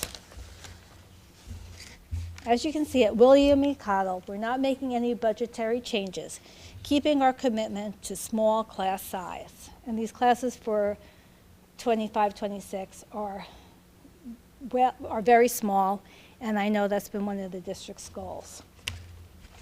Again, average class size is also maintained in the middle school, and there have not been really any changes at the high school either. So we're not looking at any proposed additions there. Now we turn to some budget changes we are proposing. For the 25-26 school years, we are proposing to increase the current .6 FTE security monitor position at the middle high school to a 1.0 FTE full-time position. This change will enhance coverage and improve building safety throughout the school day. This adjustment will be budget neutral because the individual who held the .6 position was at the top step with longevity. The full-time replacement will be hired at a lower step, resulting in no overall increase to the budget. Added this year into the current and included in next year's budgets are stipends for the elementary principal, assistant principal, and school nurse for UPK oversight and coordination. Even though our UPK program is operated by an outside organization, it is located within our elementary school building, which means it directly impacts the daily operations of our school. Our principal, assistant principal, and school nurse play essential roles in ensuring that this program not only runs smoothly, but also integrates seamlessly into our overall functioning of our buildings. They are responsible for coordinating shared spacing, addressing any safety or facility concerns that arise, and overseeing critical logistics like arrival and dismissal to ensure a safe and efficient process for all students, including our youngest learners. But beyond the operational side, their involvement is key to building relationships with our UPK students and families. These early connections are so important, helping our youngest students feel a part of our school community from the very beginning of their education, and this supports a smoother transition into kindergarten. Additionally, the UPK teachers participate in our professional development, so there is a seamless transition for students to kindergarten. There are no proposed changes to our teaching staff at this time. Although we are not adding new staffing positions, we are excited to introduce new courses that are budget neutral and aligned with our district academic priorities. One such addition is Research Skills in Civics, a new middle school course led by our middle school, high school librarian. This course will serve as the foundation for our students' civics pathway in high school, ultimately preparing them to earn the seal of civic readiness by the conclusion of their 4-year journey. As you know, the Board of Regents is in the process of transitioning New York State diploma requirements with a strong emphasis on academic skills that recognize rigor and student commitment to learning. In alignment with our district focus on civic engagement and the development of strong research skills, we are proud to introduce this course for all middle school learners. In addition, we are thrilled to expand our advanced placement offerings with 2 new AP courses, AP Cybersecurity and AP Seminar English 10. These courses provide valuable opportunities for our students in district, yet equally important ways. AP Cybersecurity is a relatively new AP offering that fosters career readiness by equipping students with essential skills in digital security, a field, as you know, that is quickly growing. Meanwhile, AP Seminar English 10 is a foundational course designed to enhance students' abilities to analyze and evaluate information with precision, construct evidence-based arguments, and communicate effectively. Research shows that students who participate in AP Seminar perform significantly better on subsequent AP exams, making this an invaluable addition to our curriculum. This course will run as a pilot alongside English 10 Honors, giving students an additional pathway to develop critical thinking and advanced literacy skills. I know we as a board have talked about that. These thoughtful additions reflect our district's ongoing commitment to academic excellence, innovation, and preparing our students for success beyond high school, all maintaining fiscal responsibility. Again, no addition to the budget. Last year, we invested in professional learning focused on universal design for learning, which you just heard about, and the multi-tier system of support. This year, we are proposing additional funding to continue supporting and expanding training in these areas at both the elementary and secondary levels. Our goal is to strengthen differentiated and responsive instructional practices that address diverse student needs while enhancing academic and behavioral supports district-wide. And again, when I say diverse needs, I mean students who are struggling, students who are in the middle and need to raise their standards, and also students for enrichment. That was very important for us. Additionally, we are continuing our partnership with our music educational consultant, who you heard about tonight, who brings extensive experience from large districts and professional organizations.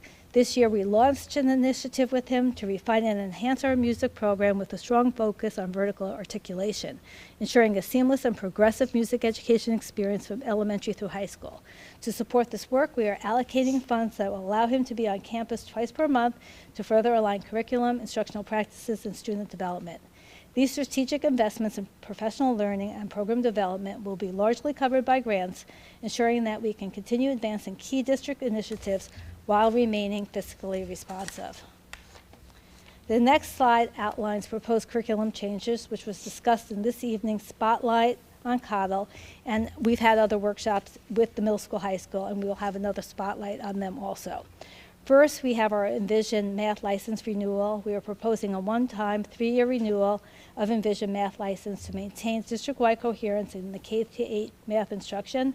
Envision has been highly effective with strong teacher support and positive student outcomes. Bundling this renewal now results in significant cost savings and ensure continuous access to interactive resources, assessment, and additional practice to support differentiated instruction. This slide also includes 2 new additions. Breakout EDU is really exciting. It's an interactive game-based learning platform that challenges students to think critically, collaborate, and solve problems to break out of a locked scenario. This program is important to our school because it strengthens problem-solving skills, encourages teamwork, and promotes inquiry-based learning across subjects. It engages all learners by providing hands-on experiences that support different learning styles while also fostering perseverance and growth mindset. Through Breakout EDU, students actively apply their knowledge, make real-world connections, and develop higher-order thinking skills. By integrating this program, we are creating a dynamic, student-centered learning environment that prepares our students for both academic and future challenges. And we're also adding Make Music, which enhances music instruction with interactive tools for music theory, composition, and performance assessment. It includes a library of classical and NYSSMA-level licensed music supporting our evolving music program.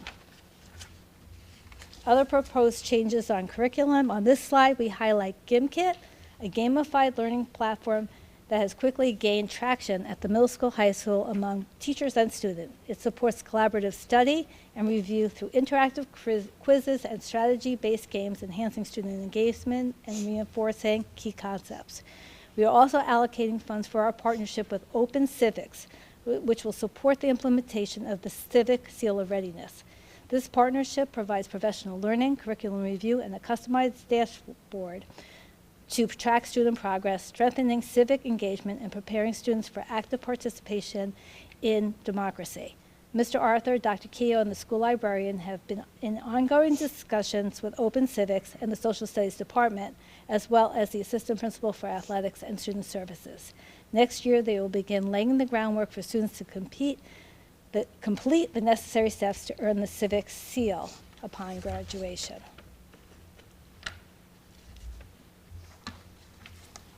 And then some more changes in curriculum. We are excited to see our new AP Cybersecurity course take off. To support hands-on learning, we are setting aside funds for materials and technology that allow students to stimulate and analyze network environments. This course provides invaluable real-world experience in a rapidly growing field and will explore further in our middle school, high school spotlight. Additionally, we are allocating funds to support teachers' training in generative AI for lesson design and differentiation.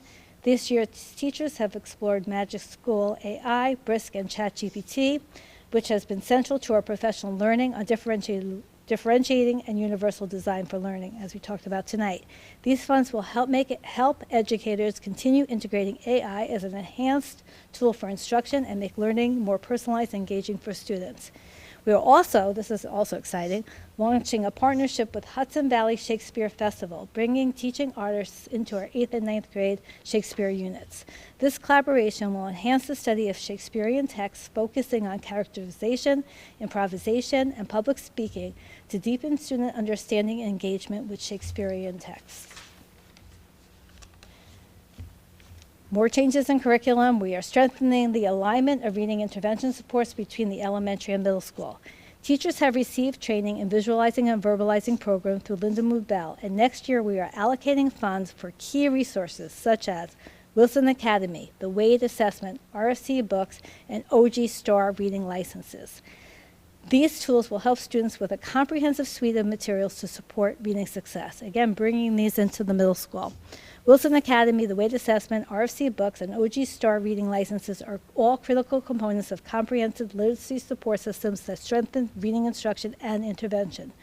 Wilson Academy provides structured, research-based resources grounded in OG approach, equipping educators with effective strategies for students with dyslexia and other reading difficulties. The WADE, which is the Wilson Assessment of Decoding and Encoding, helps identifying students' specific reading and spelling needs, allowing for targeted instruction.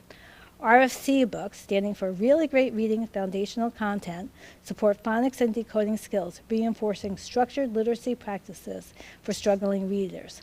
OG Star reading licenses offer engaged multisensory digital instruction aligned with Orton Gillingham principles, making reading intervention accessible and interactive.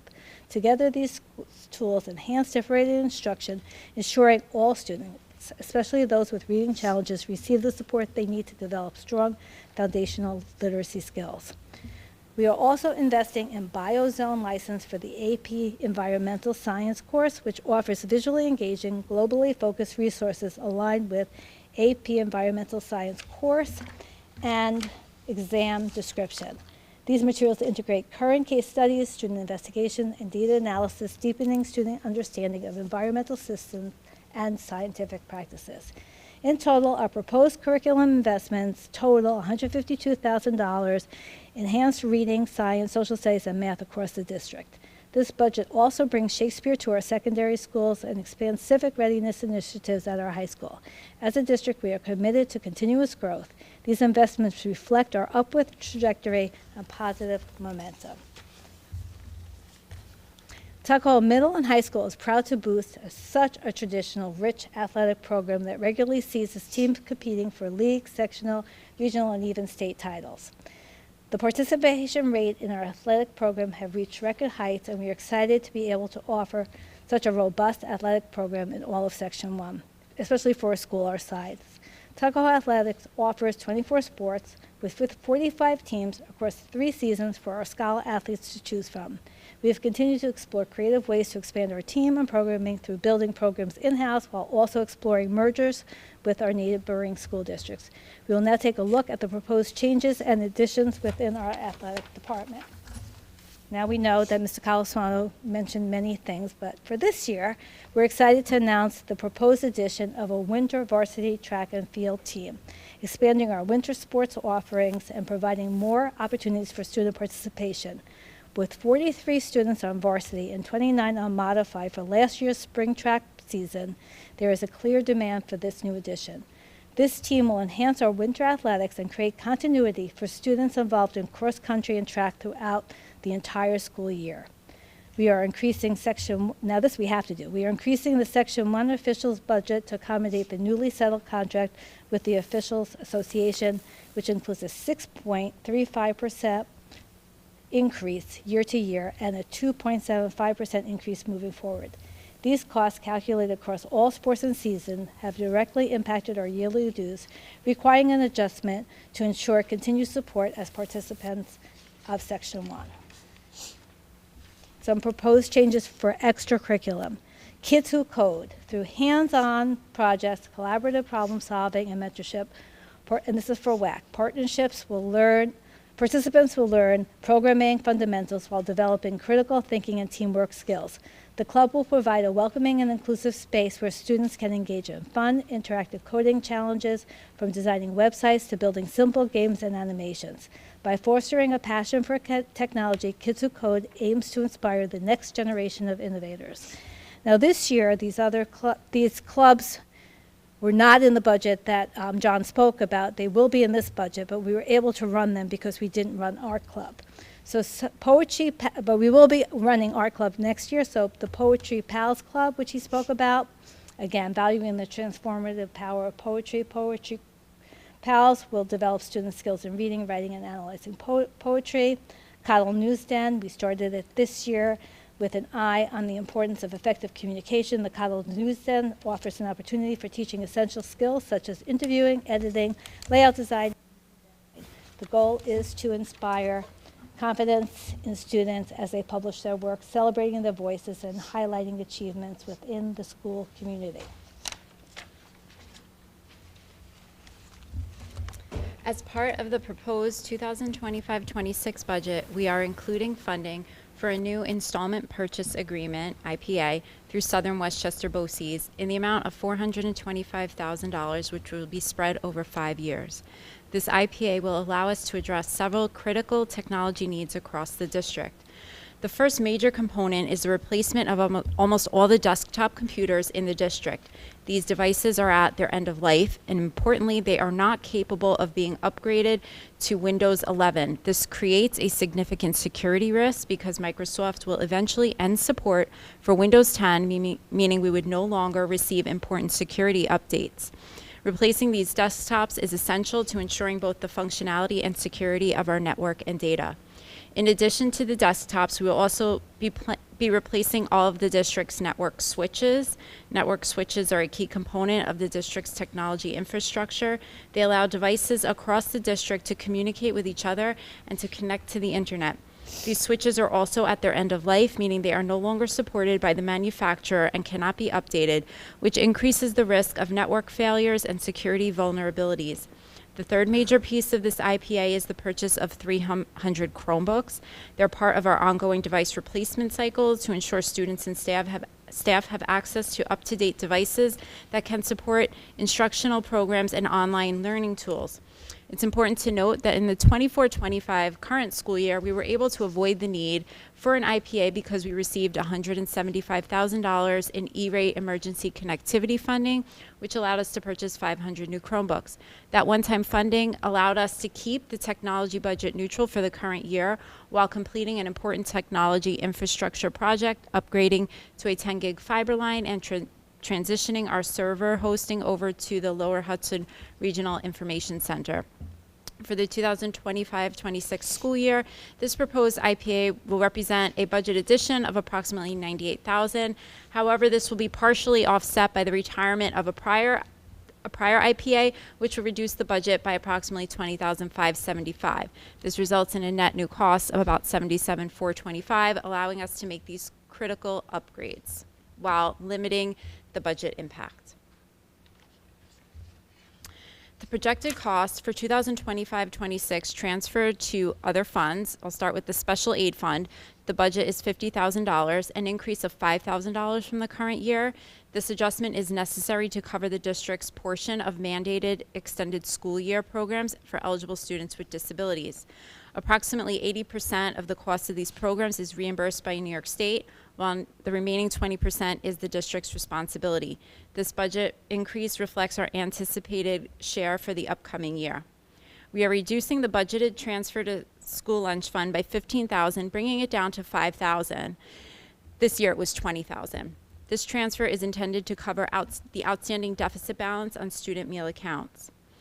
Security remains a top priority in the development of the 2025-26 budget, and one of the key investments supporting this focus is a $50,000 transfer to the capital fund for the first phase of a 3-year phasing plan to upgrade and expand the security camera system at the middle high school. This multi-year plan allows us to take a strategic phased approach, ensuring we can enhance camera coverage, replace outdated equipment, and significantly improve the overall quality, functionality, and reliability of our security system. This investment is part of a broader commitment to strengthening safety measures across the district and ensuring we are using modern tools to help keep our students, staff, and buildings safe. Summary of projected costs as shown on this slide, and everything we just went over is $368,649. Next, we will explore the details of the expense and revenues making up the proposed budget. I will turn it over to Ms. Sparks, who will start by walking us through proposed instructional expenditures and a summary of the superintendent's proposed budget. Thank you, Dr. Goodman. At our last meeting, we presented in detail the general support functions of our budget, and we also covered transportation, benefits, debt service, and transfers to other funds. Tonight, we will focus on the largest component of our budget, the instructional functions. I'll start with the area of curriculum development, supervision, and training. And if you notice on the slide, we are using our state-assigned budget codes, so we're presenting a lot more detail. The area of curriculum and instruction reflects a commitment by the district to the development and support of rigorous academic curricula, as well as an investment in the administrative support necessary to ensure diligent program implementation and supervision. These codes are the A2010 budget codes. The increased accountability of every school district for student achievement required by federal and state mandates gives rise to costs to support New York State testing in grades 3 through 8 in ELA, math, district participation in New York State reporting, data warehousing, and the development of curricula aligned with state standards. So we have a lot of costs associated with that, and that's, I'll get into a little more, that's covered by BOCES in the A2010-490. The curriculum and instruction budget supports the following administrative expenses associated with district curricular needs. 0.5 FTE of our Director of Curriculum Instruction and Technology, a 0.5 FTE of clerical support, which is non-instructional salaries, salary and expense related to curriculum development, procurement of professional materials related to curriculum development, and BOCES expenses related to testing, data compilation, and reporting. Next, we go down to the A2020 portion. It's on the same page, just under the 2010. This functional area includes salaries and expenditures of building principals, assistant principals, and secretarial support for the school district buildings and offices. New York State refers to it as supervision regular school. Building administration provides overall support for students' academic achievements and success. Building administrators are instructional leaders responsible for each student. The building administration focuses on students first and foremost, coordinates school activities, supervises staff, provides support for curriculum instruction, ensures appropriate student safety, discipline, attendance, maintains records, involves parents in their children's education process, and many other things.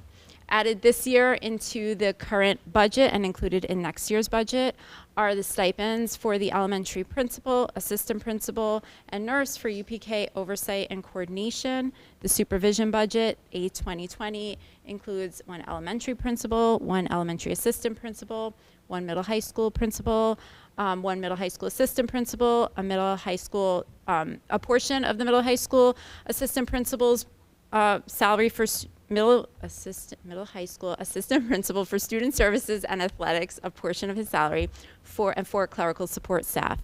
It also includes funding for materials, supplies, and contractual obligations like dues and memberships. Further down on the page, you'll see A2070. This is in-service training. It supports ongoing professional development for district staff. It includes funding for workshops, conferences, training programs designed to enhance instructional practices. These opportunities help educators stay current with best practices, curriculum changes, and new technologies. The majority of our in-service training is provided through BOCES. As you saw tonight, Dr. Amy List was here. She is funded through BOCES in that A2070 budget line. You will see a shift of $20,000 from A2010.4 to A2070.49 just to align with BOCES billing codes. We had a service that we can run through BOCES, and it's just aligning it with their coding. The 25-26 budget for these areas is a decrease of $18,724, mostly due to, let me just do the whole section. It's an increase of $28,862.90, 1.87. You'll see one section of the page is a decrease, the other one is an increase. So most of it is just the additional BOCES training. Next, we move on to general instruction. These codes are classified as A2110. The instructional function of the budget for general education includes all expenses directly related to providing high-quality academic programs for students grade K through 12. The Tuckahoe School District is dedicated to delivering a rigorous and engaging educational experience that supports student achievement. This budget funds core academic programs in English, math, science, social studies, along with enrichment opportunities in the music, arts, world languages, and physical education.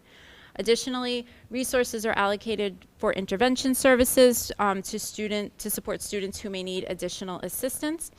The total change is 1.72%, or $196,081. This encompasses salaries for general education teachers, general education classroom aides, substitute teacher costs, budgets for the purchase of classroom supplies, materials, and equipment, tuition costs, textbooks, and other BOCES instructional services.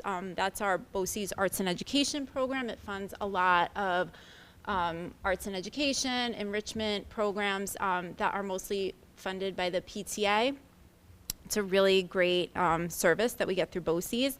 You will see an asterisk that indicates you'll see a big reduction in non-instructional aides and monitors.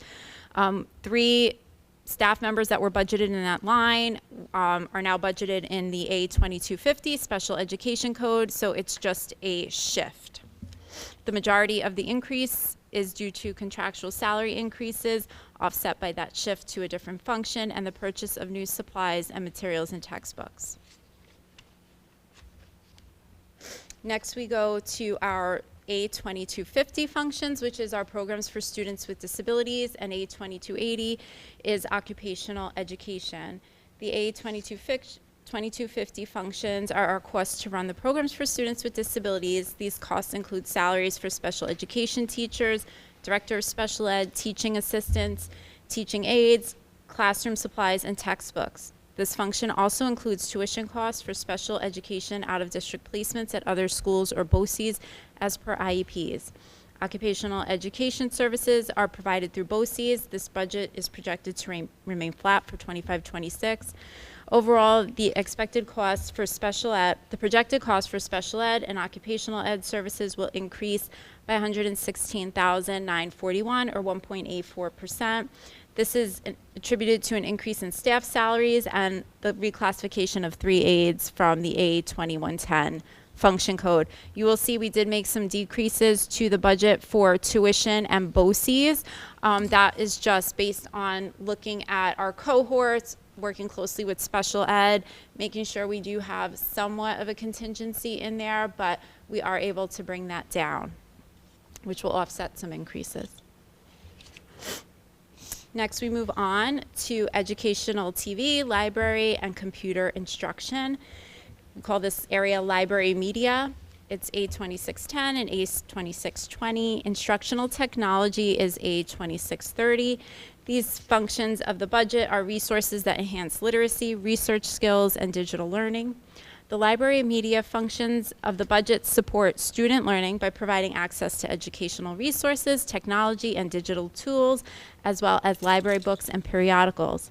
As mentioned before, Tuckahoe is proud to be a one-to-one Chromebook district, ensuring that every student has access to a personal device to support learning both in and out of the classroom. Our instructional technology budget not only supports the purchase and maintenance of technology infrastructure, Chromebooks and desktops, but also an investment in software. The combined library technology budget for the 25-26 school year is projected to decrease by $377,455 or 29%, and this decrease is due mostly to the reclassification of some BOCES expenses to the A1680 code, which I presented last time. We had a really big, about a 473 increase in a BOCES code. 379 of that came from this code, and the rest is our new IPA. Also included in this budget is our outsourced technology support from the Lower Hudson Regional Information Center. Next, we move on to guidance, psychology, and health services parts of our budget.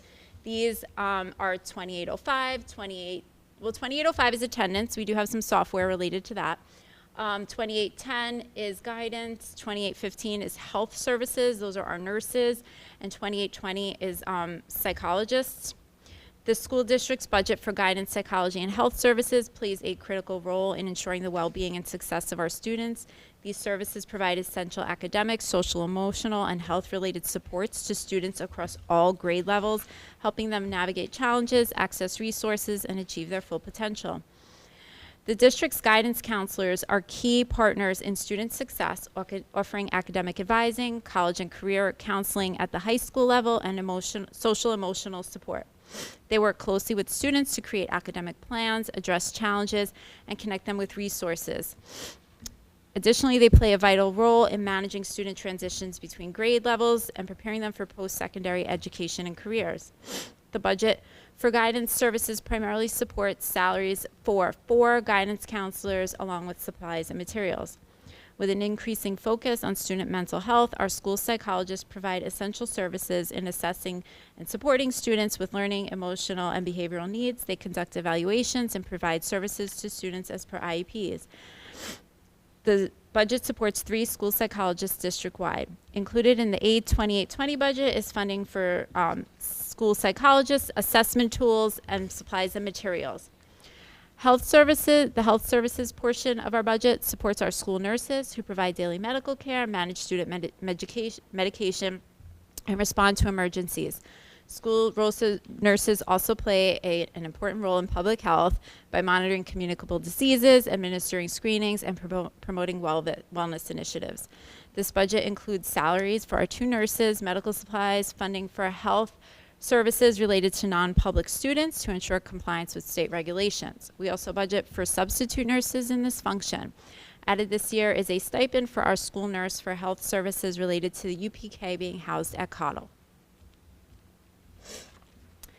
Co-curricular and athletics, this is the 2850 and 2855 portions of our budget.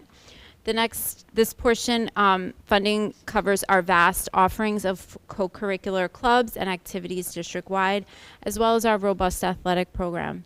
These programs provide students with valuable opportunities for enrichment, leadership, teamwork, personal growth beyond the classroom. This budget supports the salaries for club advisors, athletic coaches, along with supervision at certain athletic events, as well as the necessary supplies, materials, and equipment to ensure these programs remain engaging and well supported.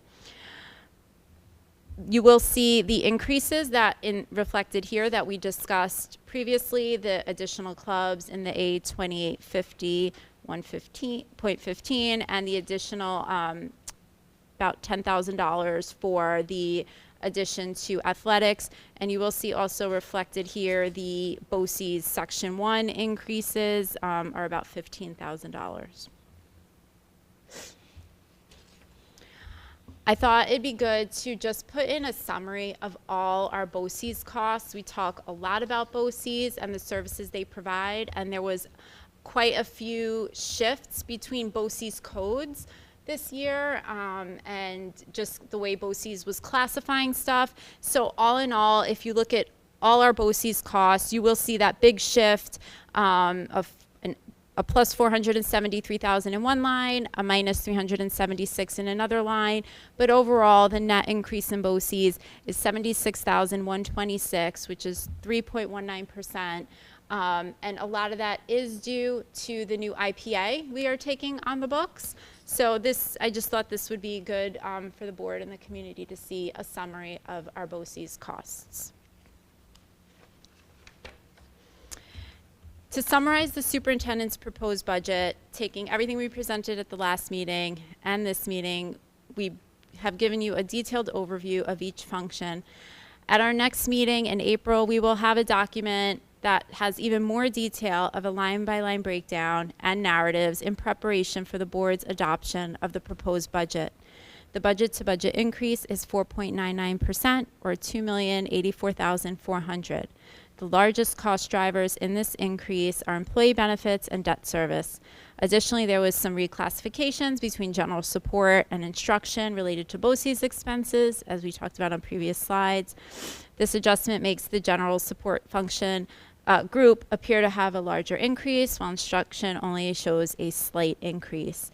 It's important to recognize that our budgeting process requires us to plan 16 months into the future. While we make every effort to project and estimate costs as accurately as possible, many factors, such as changes in economic conditions, enrollment trends, can impact our financial outlook. Our goal is to develop a responsible and flexible budget that meets the needs of all our students while maintaining fiscal stability.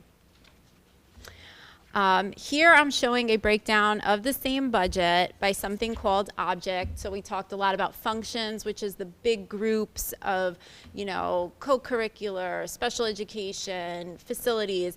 This object breaks each of these codes down even more.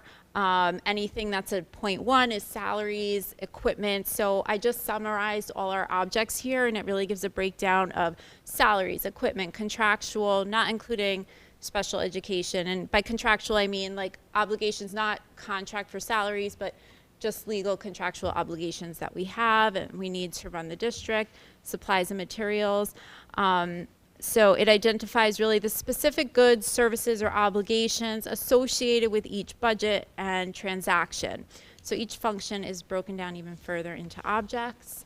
You'll see on this pie chart, if we look at the objects as a pie chart, the majority of our expenses are related to salary and benefits, which means personnel makes up the majority of our budget. So what was a big priority in this budget as we developed the 25-26 budget? Security enhancements were a key priority, and I want to just take a moment to thank our administrators, the board, the members of our safety committee, including the Eastchester and Tuckahoe Police Departments, our safety consultants, Altaris, for their valuable input.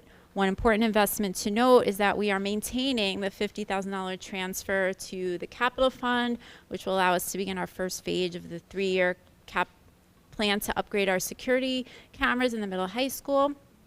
We're pleased to be able to increase the monitor staffing with no budget impact. Together, these investments reflect our ongoing commitment to provide a safe, secure environment for all staff, families, and while also being mindful of our fiscal responsibility. So in summary, the superintendent's proposed budget is $43,879,400, which is an increase of 4.99% or $2,084,400. The proposed tax levy that we are putting forth tonight is $32,578,226, which is a 2.47% increase or $936,094. This increase is $150,000 below the legal cap, the limit that we are allowed based on the state comptroller's formula. Now let's shift our focus to revenues. The budget development process begins with a thorough assessment of our expenditure needs, identifying priorities across the district. Once needs are identified, we determine the revenues required to support the expenses. The cap kind of throws a little wrench in there because we are limited, so we sometimes look at our cap first. It's important to recognize that the generation of revenue is subject to a lot of limitations, including state funding formulas, tax regulations, and other financial constraints. Despite these limitations, our goal is to develop a balanced budget that meets the district needs while aligning with our available resources. So revenue projections for 25-26 have the following changes. Real property taxes, 2.47%. Pilots and sales tax are projected to increase 16.27% and 3.23% respectively. The non-resident tuition is increasing significantly. We've seen a big influx of parentally placed non-resident students. Interest earnings are projected to grow. Well, this budget does remain conservative. Even though interest rates are high, we cannot predict where they will be in 1 year or 16 months, so we always go on the conservative side. Rental of facilities and miscellaneous revenues have been adjusted to align more closely with trends. State aid is anticipated to increase by 11.04%. And BOCES aid, we were expecting a decrease. We had one-time expenditures in 23-24 that were aided in 24-25, so we're not going to get that aid in 25-26. We are projecting to still use our ERS reserve to fund ERS expenses, which is $110,000 from the appropriated reserves, the ERS reserve, and appropriated fund balance will increase to $1,713,909, which is a 29.68% increase. When we look at our tax cap formula, it's a multi-step calculation that's unique to each district. While the formula would allow us to go to a levy at 2.94%, we are proposing a more conservative levy of 2.47%, which is $150,000 below the cap. We did review this with our finance committee. It's important to note that the tax levy increase does not directly correlate to an increase in the tax rate. Tax rate is influenced by several factors, including assessed property values as determined by the town. At the next meeting, I hope to have a little more information so that we could project out what the tax rate could be. While it would be subject to change, like just an estimate or a ballpark on what this levy, the impact it could have on taxes.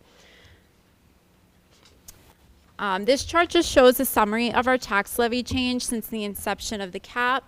You can see there were a number of years where actual inflation was much higher than 2%, but the formula limits us to 2% in the factor we use to calculate it. So our levy since the inception of the cap is 2.03%.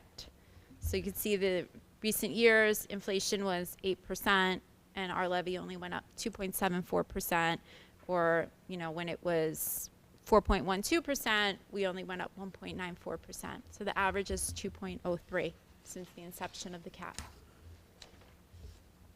When you look at our proposed revenue budget, 74% comes from real property taxes, while state aid contributes 13.8%. These are some of our largest revenue sources, and they are tightly regulated and capped by New York State. Tonight, I'd like to talk about a proposition that we are recommending be put before the voters. This proposition does not ask taxpayers for any new money. Instead, we are seeking voter approval to transfer funds from our unreserved, unappropriated fund balance into the Repair Reserve Fund, which was established last year. This is about planning ahead, making strategic financial decisions, and maintaining the stability of our district's finances, all without placing any additional burden on the taxpayers.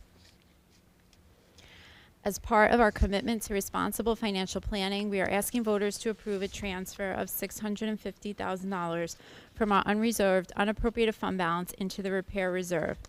In other words, we are asking the voters to approve a transfer from one pot of reserves to another. The Repair Reserve was established last year to set aside funds specifically for future maintenance and repairs of school facilities.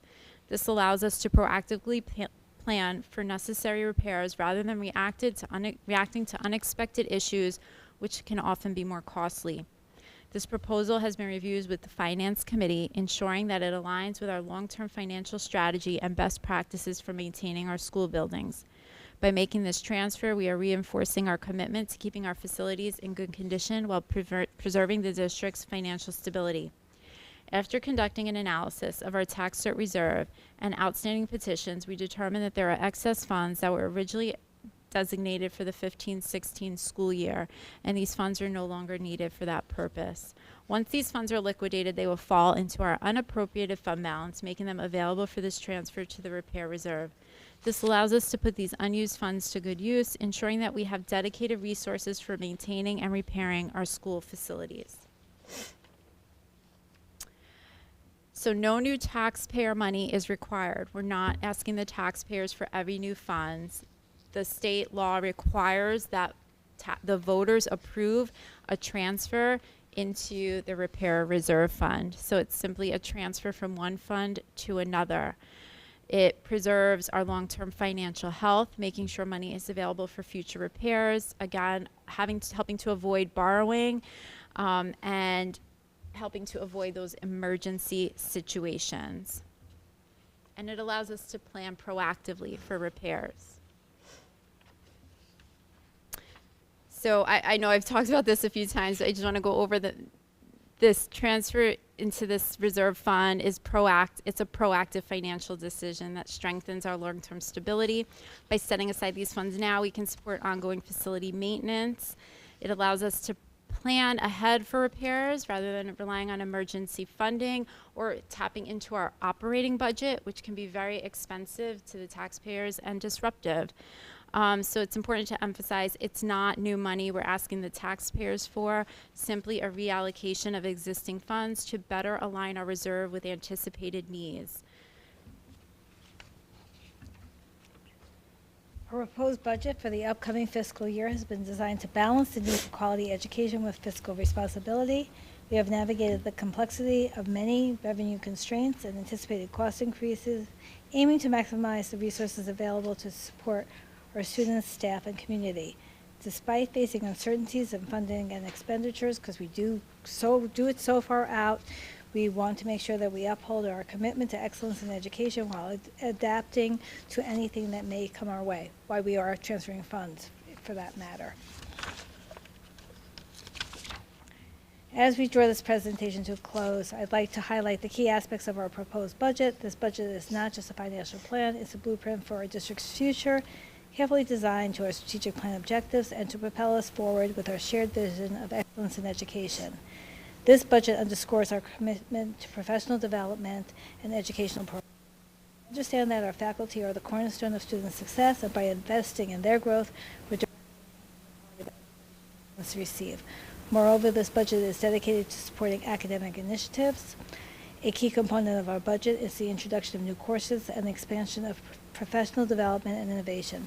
From cutting-edge courses in the high school to enriching Shakespearean programs, enhancement of the arts, we're broadening our students' horizons and providing them with opportunities to discover and pursue their passions.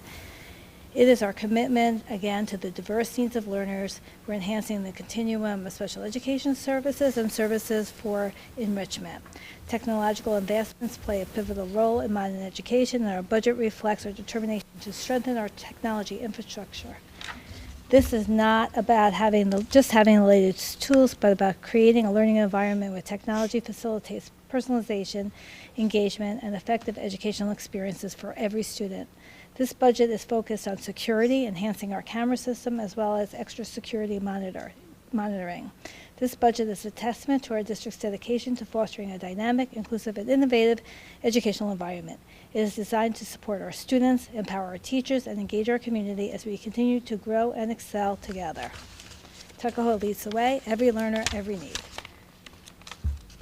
And finally, these are important dates.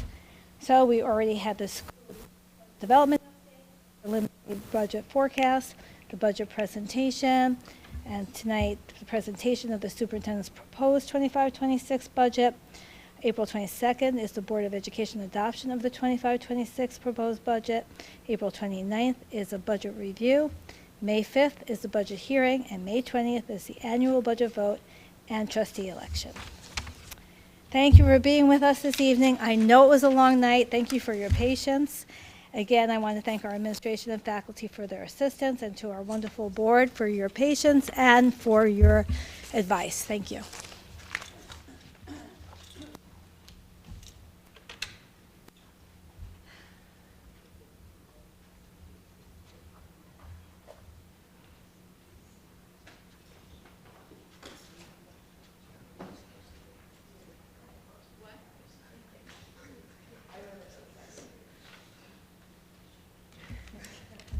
All right, long night.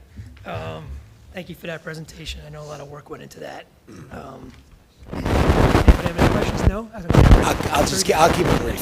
First, I want to say, Faith, outstanding job as always. Thank you for your time, your effort, your dedication to our district. It's noticed.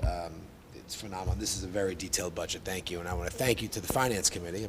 Thank you to Allison as well on the board, and everyone else who's on the Finance Committee to put in a lot of effort into this, and of course, Dr. Goodman. Just a couple of questions. The AP, and I love the APs. I love pushing. I don't want yeses or nos, Amy, or even from Faith. Just wanted some considerations. But you don't have to answer me tonight. Just make sure the master schedule allows there's enough attendance for these two AP classes.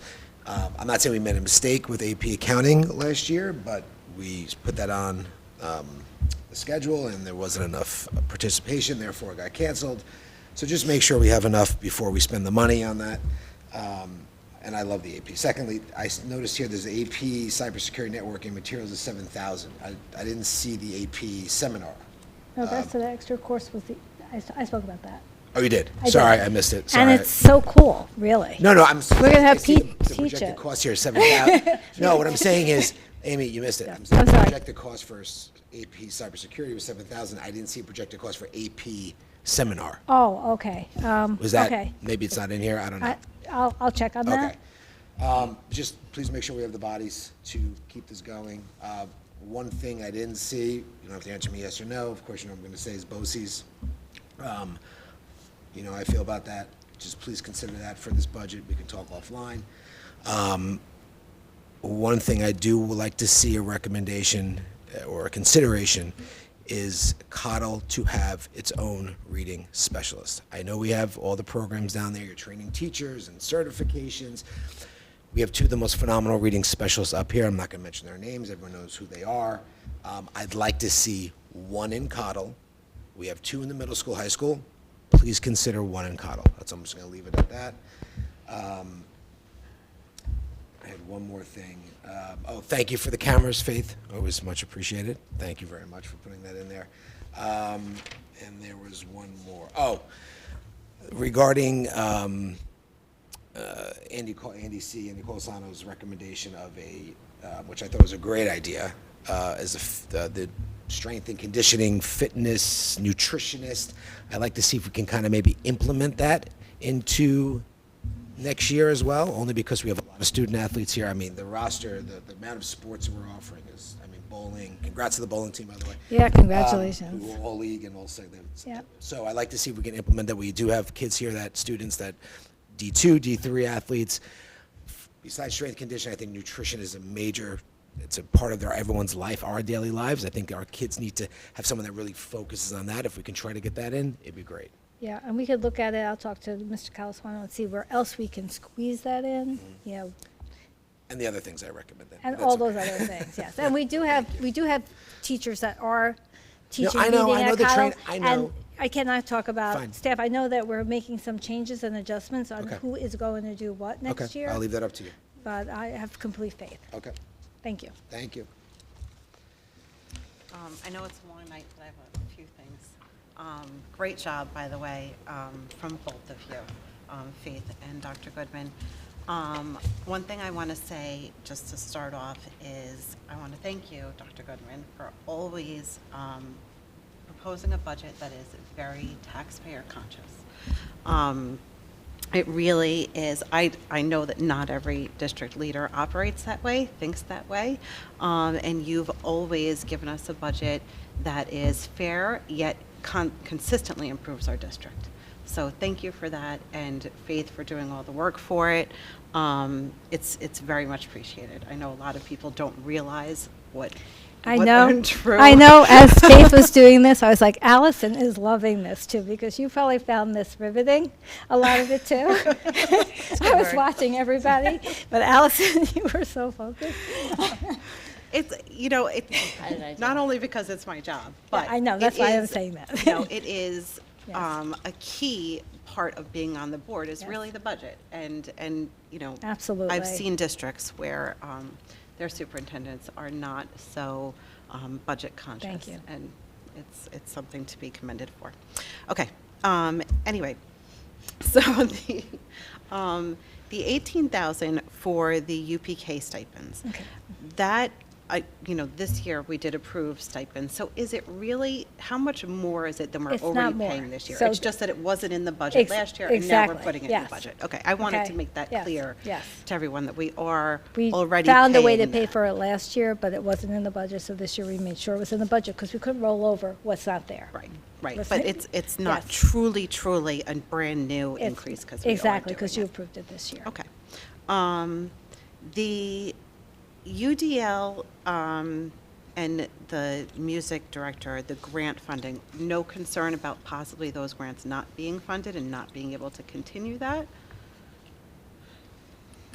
It's on our minds, but, we're remaining hopeful and that they'll be able to continue to be budget, paid for with these We won't grants. sign on the dotted line until we Yeah. know we Until have the you know money. for sure. Yeah. Okay. And then we Okay. might have to, Or we might have to adjust it. but Right. This is our plan. And the music consultant, what is the goal of that? And how do we measure the goal of that success? And have we spoken to the music department to see if they feel like what we did with it this year was really worth doing?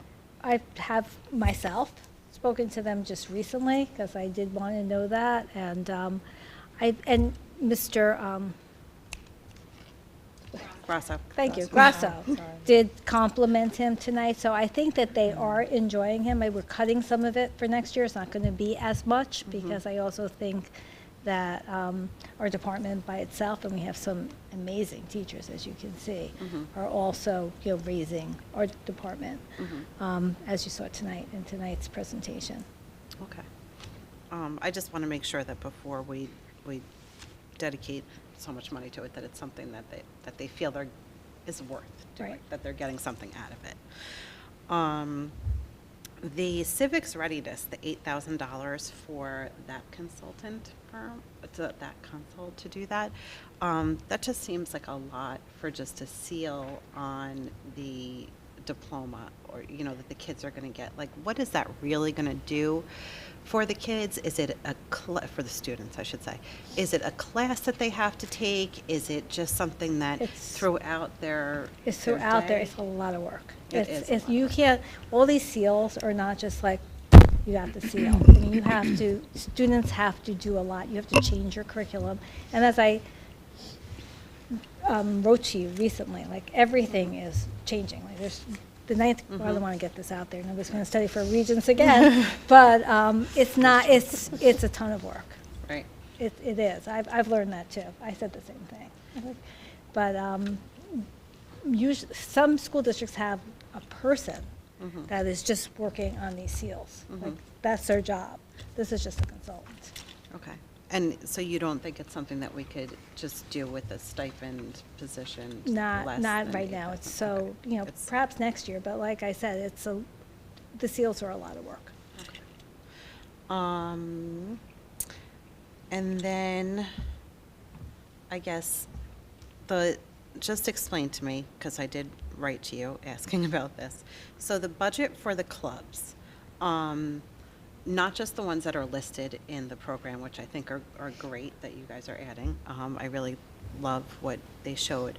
But in general, budgets for clubs, what does that cover? Is it just stipends? Is it supplies? Is it? So, for example, some clubs really do have money attached to it. So, specifically, the club that you asked for, about, it's just a parent question, still has money in their budget for it. So, I think that and Faith and I talked about that, and we'll go back to them and ask, why haven't you used the money that you have? If, as a parent, again, the question that you asked. So, yeah, there is money for clubs.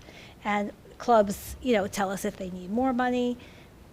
Some clubs raise money. We could always use some, I think for the most part, the theatrical, that I think eventually we're going to have to look at our budget and certainly our auditorium. But for the club, like that you said, there's money. funding that's still left. So they could have bought supplies.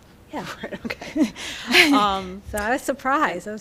Yeah. So maybe they don't realize, but I will get to them on that. Yeah, just because it does seem like there is a lot of fundraising for clubs, for sports. I mean, I feel like I'm constantly being asked for fundraising, which I don't mind, but, at some point it's like, well, maybe we should consider increasing budgets for these things so that they don't have to be. Yeah, I think that's something that. There's only so many parents who And when I saw how much continue to money keep- some of these clubs have raised recently, I just gave money to a club. Yeah. And that's a big part of what schools do, and it is part of pretty much I guess, sort of like your community service work is raising money for your school and your clubs, but I do think we can look at that. Right. I in mean, the future. definitely, it's a good Yeah. thing for the kids. I just feel like there are only so many families, and we have such involved children that it does seem Yeah. like we're constantly Our- being asked For such to- a small school, our kids are involved in a lot. Okay, and then last, Faith, I just want to clarify a couple of things. So the reserve fund for the repairs, there's no taxpayer money needed, right? No. We're just taking from the tax cert and moving it over. So it's Yep. just from one savings account to another. Yep. Okay, so just like if we decide, we set aside money in our house for something, for a rainy day, and we decided, okay, it's time to redo the kitchen, we're going to, that's it. So no taxpayer money, but we do have to put it on the vote, Yes. on the ballot, Yes. because we need voter approval to Yes. fund it. Yes. Right, and we're going to I was thinking about this even as we're presenting this, we have to be very clear and get that out there, like I'll put it in the happenings to explain it in different ways, because I do think it's confusing. And sometimes when people see that, they think that they're voting for an extra money. So I think You'll that's have an it's gonna be- explanation on the ballot, yeah, though, right? Yeah, There'll be but verbiage on the you know how ballot. people look. There'll be verbiage. So I Yeah, just think the more we say it, the better Right, it is. Right. I mean, maybe something in the mailer, something very, very clear, almost, Right. front and center. Right. And we that will. shows that, no taxpayer And we'll funds are put that, needed. I was thinking that too. And and always when we do that mailer, we have our attorney look at it too, because there's ways you're allowed to say things. But in other venues, I could say things Right, right. like, yeah, no taxpayer money to this. Right, because that will be We will, important. we will have verbiage. Yeah. Otherwise, great job. Thank you. Alice, you asked all my questions. Not really. But thank you. That was good. I was actually going to talk about the reserve fund.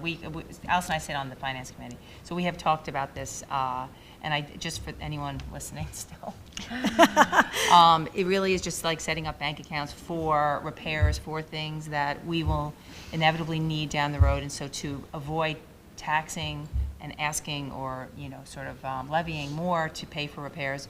Hopefully, we won't have to do that. So that's the point of it. It's really just funding the money, moving it into a savings account.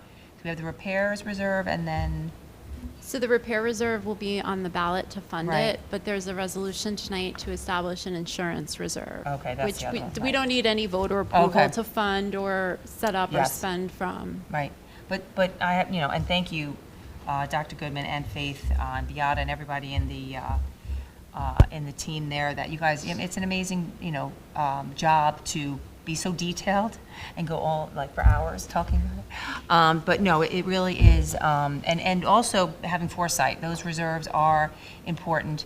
When we're long gone, they'll be there for, for really the residents to know that we're being very fiscally conservative. So thank you for that. I know that, honestly, I think Allison and Scott asked a lot of the questions that I was going to ask.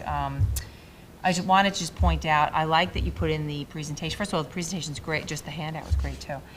The list of all the colleges that the current class of 2025 so far has gotten into, because I think when you think of budgets and the investment that we're all sitting here talking about and having all these presentations here tonight, not that it's all about college, it's not, but it really is a testimony to, you think, you see them in kindergarten, you can imagine, you worry about all these things, and really, these kids really do great every year after year. So I just, the budget's important, the outcomes are important, and I think all in all, we're doing a, great job here with turning out some really wonderful, wonderful students. So thank you. I will yield to the rest of the board.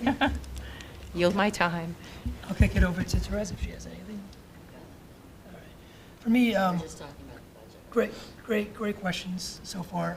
This is actually super important. This is the most important thing that we do.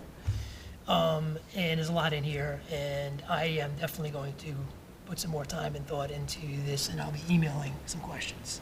I'm a little sure. burnt out tonight, I'll be honest with you. So my head's not really in it, but this is very important, so I'm not going to Yeah. overlook it. I'm going to put a little more thought into it, and I'm probably going to email you some questions. Because I know the next time we meet, we're going to be adopting this budget. Right, and everybody, if you have questions, Yeah, so I have more to come from me. Anybody But out there, you have Good questions though questions? so far, excellent questions down on the right side of the table, good questions. Well, I also think, looking like Laura and I were talking about the numbers, there's definitely a decline in enrollment. Yes, yes, and I So, think that's something that we I- all have to be aware of. Yeah, we have to be aware of that, and the fact that, like, I'm a huge proponent of class size, but, 16 in a class is great, but for the kindergartners, they have 19 in the class, so, my daughter had 31 in her class, so it's all a good improvement. But, I think the smaller kids, and I think research supports having Definitely. the smallest class sizes and the youngest learners. And I think most likely, I think that estimate was higher than what I think will be in Oh, kindergarten. I do too, because if of you the- look, it's like 60s, and Yeah, then, I would be surprised if it's that high, so we just put it there, but it probably will be like last year, yeah. okay? And it will be, and we like small class size, so coming to Tuckahoe is like going to a private school. Right. All right, well, once again, thanks very much for the time and effort from both of you on this. Because this is, and I do like the handout, it's very helpful, so they can go home and look at in more detail, so, very nice job, thank you. All right, just when you there's thought we were more. done, we're not. Well, We can forgot I- about the rest of it, always. I'm supposed to make an announcement for the athletic council. When do you want to do that? When do you want me to do it? Why don't you do it now? Okay, great. Let's get it done. She's on. I'm on. So, quick update from the athletic what? Oh, a quick update from the athletic Edible? council. Beth Silvestri couldn't be here. We wanted to, first of all, have, a huge thank you to everybody who participated in the Wizards. It was a very big success. Lots of turnout, huge coddle event for all the little kids. They were so cute and excited. Thank you to all the staff. Mr. Marash, Mr. K volunteered their time along with staff and faculty to participate in the event. So we just wanted to thank everybody and just also advertise, I'm reading her text, the March Dadness event. You can sign up through, the communication came out from the school, Instagram, Facebook. It's a 3-on-3 bracket challenge tournament style thing. So sign up. Pete and Scott, the dads here. Okay, I'm done. Thank you. Good? Okay, great. All right, well, we do have some business, hopefully. I think it's not too bad, though. First keep up, telling yourself that. First up is first recognition of the audience for agenda items only, but We successfully cleared the we audience. we took care of that. We took care of that with 3 hours of presentations. Yeah. All right, so consent well agenda. worth it. Consent agenda. Motion to approve consent agenda items 2 through 7. Therese, motion, second, Melora. Any discussion on these? All in favor? All right, business of the board. Adopt a policy. This is a policy for budget transfers, policy 6150. We're revising the budget transfer policy to establish a specific dollar amount threshold for budget transfers, as our current policy does not set any limits. By defining a maximum transfer amount without prior board approval, we aim to ensure greater fiscal or financial oversight while allowing for necessary budget adjustments during the school year. These revisions will provide clarity on the approval process and align with the best practices for fiscal management. Proposed changes were reviewed by the Audit and Finance Committee. So again, you can go and read that policy if you like. I'm not reading it right now, but it simply just puts limits on what the district can do without board approval. So we're not voting on this again. We're going to read this one more time and vote on it next time. This is just a second reading. This is adoption? Oh, it says adopted policy, right? Yeah, it does. This is the third time we've done this? That's right, 'cause I missed the first one. Yeah. I missed the first one, okay, very good, and I'm fried. All right. And you're, you haven't Do eaten. you have a motion? Scott, second, Allison, all in favor? Very good, okay. This is a second reading. Visitors to the school, new policy that was put together, or actually revised policy, 1240. In the interest of security and student and staff safety, food delivery service employees and drivers, including but not limited to Uber Eats, DoorDash, Grubhub, or other food establishment delivery services will not be permitted inside district buildings during instructional hours without prior approval from the school administrator. The purpose of such restriction is to limit the security risks associated with delivery service employees entering the school buildings without following proper visitation procedures for entering and exiting school buildings. Again, this is a revision to our existing visitor policy. There's other things in the policy, but the main change that was made was this addressing the food delivery. So this is our second reading of that. Nothing to vote on. Do you have something? Well, I just wanted to say at the last meeting, we thought that some stuff was taken out. It wasn't. That's still in the regulation. So that's staying.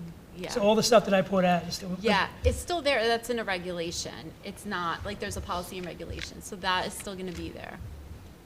Okay. Because I thought I looked at the old 1240 versus this 1240, but I did not. The second page of it is still going to be the second page. It's still Oh, gonna I be see. there. It's just about visitors to the building, Okay. and this one's So it's like an adding- amendment, basically, Yeah. to Yes. the original one that was there. Right. Yes. Okay, very good. All right, easy enough. All right, nothing to do there. We don't have to vote yet. And then we have another second reading of policy 0111, sexual harassment grievances under Title IX. Federal Title IX regulations that went into effect on 8/1/2024 were vacated by a court case decided in January 2025. The federal Title IX regulations in effect as of 8/14/2020 are now back in effect. This sample policy policy reflects the requirements under 2020 regulations for a grievance procedure for allegations of sexual harassment. The 2020 Title IX regulations do not protect against discrimination or harassment on the basis of gender identity or expression. However, New York State laws protect the students and employees in this area. So again, just a change that had to be made to the policy due to a court ruling recently. Again, this is just a second reading. We'll do it again and adopt next time. All right. Next up is approve an agreement. Resolved that the Board of Education approves the Iona University baseball field rental fee for the spring 2025 athletic season at a rate of $105 per hour on the dates of 5/6/2025 and 5/23/2025 at an amount not to exceed $735. Do I have a motion? Therese. Second. Allison. Any discussion here? All in favor?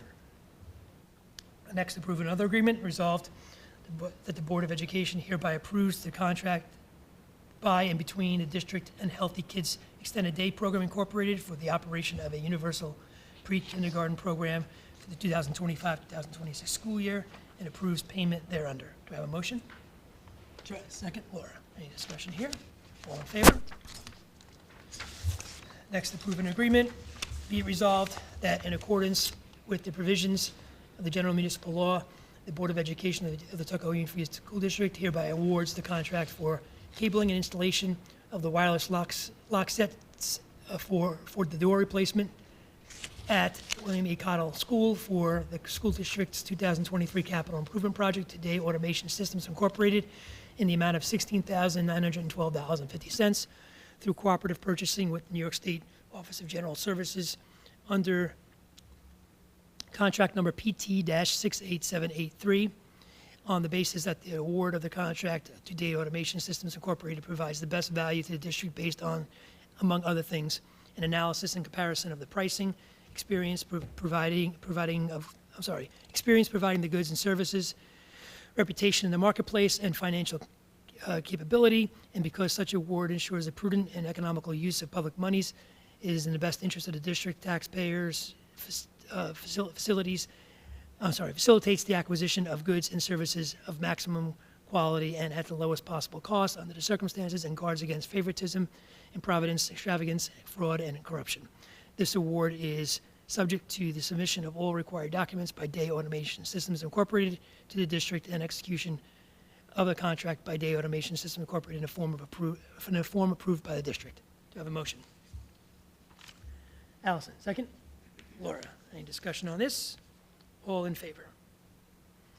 Next up, this is the motion to establish the insurance reserve fund that we spoke about, whereas Section 6-N of the General Municipal Law allows the school board to establish a reserve fund to be known as the Insurance Reserve Fund to be used for the purposes of paying liability, casualty, and other types of losses, except those incurred for which life, accident, health, annuities, fidelity, and surety credit, title residual value, and mortgage guarantee insurances may be purchased. And whereas the Tuckahoe Union Free School District Board of Education wishes to establish and fund an insurance reserve to pay for such liability, casualty, and losses, it is hereby resolved Tuckahoe Union Free School District hereby establishes a fund to be known as the Insurance Reserve Fund effective March 10, 2025, to be funded in the amounts determined appropriate by the Board of Education and from such funds as lawfully appropriate for the payment of any loss, claim, action, or judgment for which the district is authorized or required to purchase or maintain insurance, except for those risks for which insurance may not be purchased as set forth above, and may make future budgetary appropriations not to exceed $33,000 or 5% of the budget in any one year, or transfers from other reserve funds as permitted by law to be used in accordance with applicable laws for the purpose of paying insurance claims or judgments. Do I have a motion? Therese. Second. Allison. Any discussion here? All in favor? Next is resolution to place proposition before voters. Whereas Section 6-D of the General Municipal Law allows the school board to establish a reserve fund to be known as a repair reserve fund to be used for repairs of capital improvements or equipment, which repairs are of a type not recurring annually or at shorter intervals.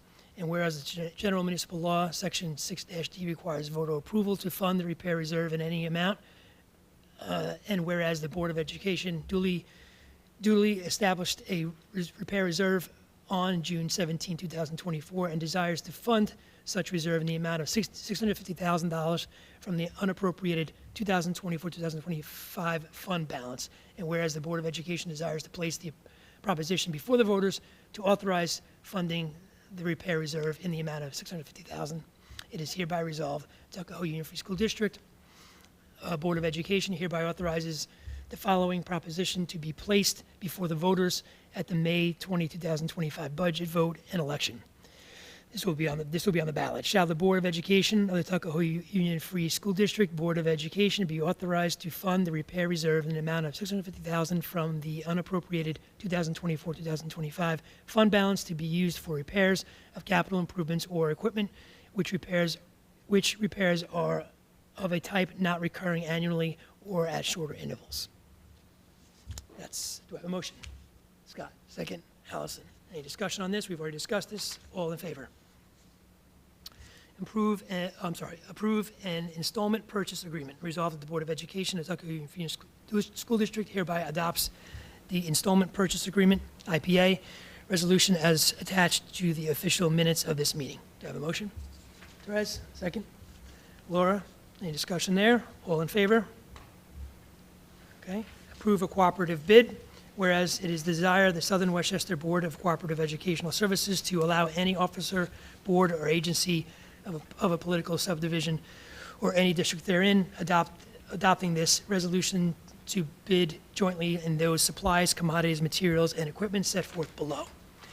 Now therefore be it resolved that the Tuckahoe Union Free School District agrees to participate with other school districts of the Southern Westchester Board of Education Services, Westchester County, New York, adopting this in joint bidding of art supplies, fine paper supplies, audio-visual equipment and supplies, furniture, storage, auditorium and athletic equipment, bakery goods, laser, inkjet toner, and large format printing, ink, cafeteria, food and supplies, lumber and building supplies, custodial paper supplies, school and office supplies, custodial supplies. Be it further resolved that this resolution shall remain in effect until June 30th, 2026, and be it further resolved that it is agreed that the specifications as presented will be used and that the board agrees to bid its required amount of said commodities jointly with other participating school districts in Southern Westchester and the Southern Westchester Board of Cooperative Educational Services. The recommendation of the Purchasing Steering Committee will be considered when the board acts on the purchasing of said commodities.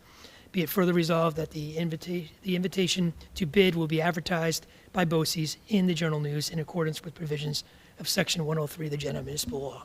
Do I have a motion? Allison, second. Laura, any discussion? Question. I have a Go ahead. question. Yep. Faith, are we going for everything? Or The only ones we would not go for is the bakery goods and the cafeteria food. and the cafeteria? Right. Mike. My mic is on. Oh, her mic's The on. only one we're not going for is the bakery. It's on the list, Mhm. is the bakery goods and the cafeteria food supplies, but everything else we We want to would be go for part of. everything else, but Yeah. not those things because Not those that two. we're contracted with Yeah. Aramark. Yes, because of Aramark. Yes. All right, all in favor? Okay, next up, approve a scope of work.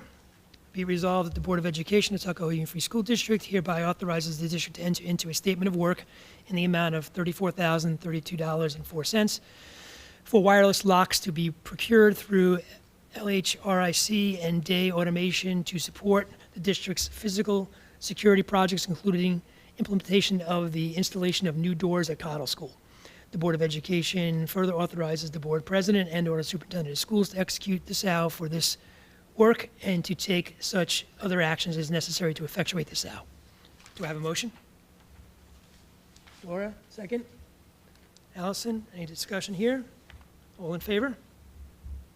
Okay, now we got a couple of grants from the PTA that Ms. Warner talked about before, so let's get those. Whereas the Tuckahoe Union Free School District has been informed of a grant from the PTA Grants Committee to be made to the district, and whereas the district would like to accept such grants, it is hereby resolved that this district shall accept the grant from PTA Grants Committee in the amount of $1,500 to fund an author visit with Tommy Greenwald for Tuckahoe Middle School student.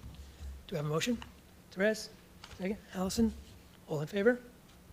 Great. Next up. Whereas the Tuckahoe Union Free School District has been informed of a grant from the PTA Grants Committee to be made to the district, and whereas the district would like to accept such grant, it is hereby resolved the district shall accept the grant from the PTA Grants Committee in the amount of $1,000 to fund equine therapy program for Tuckahoe Middle School student. Do I have a motion? Therese, second. Scott, all in favor?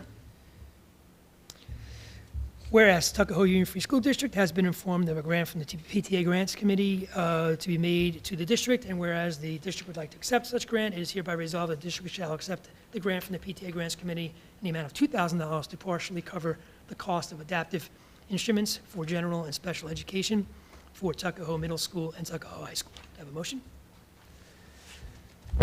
Laura, second. Allison, all in favor? Real quick, how much, Faith, how much is the, excuse me, the additional cost? It says partial.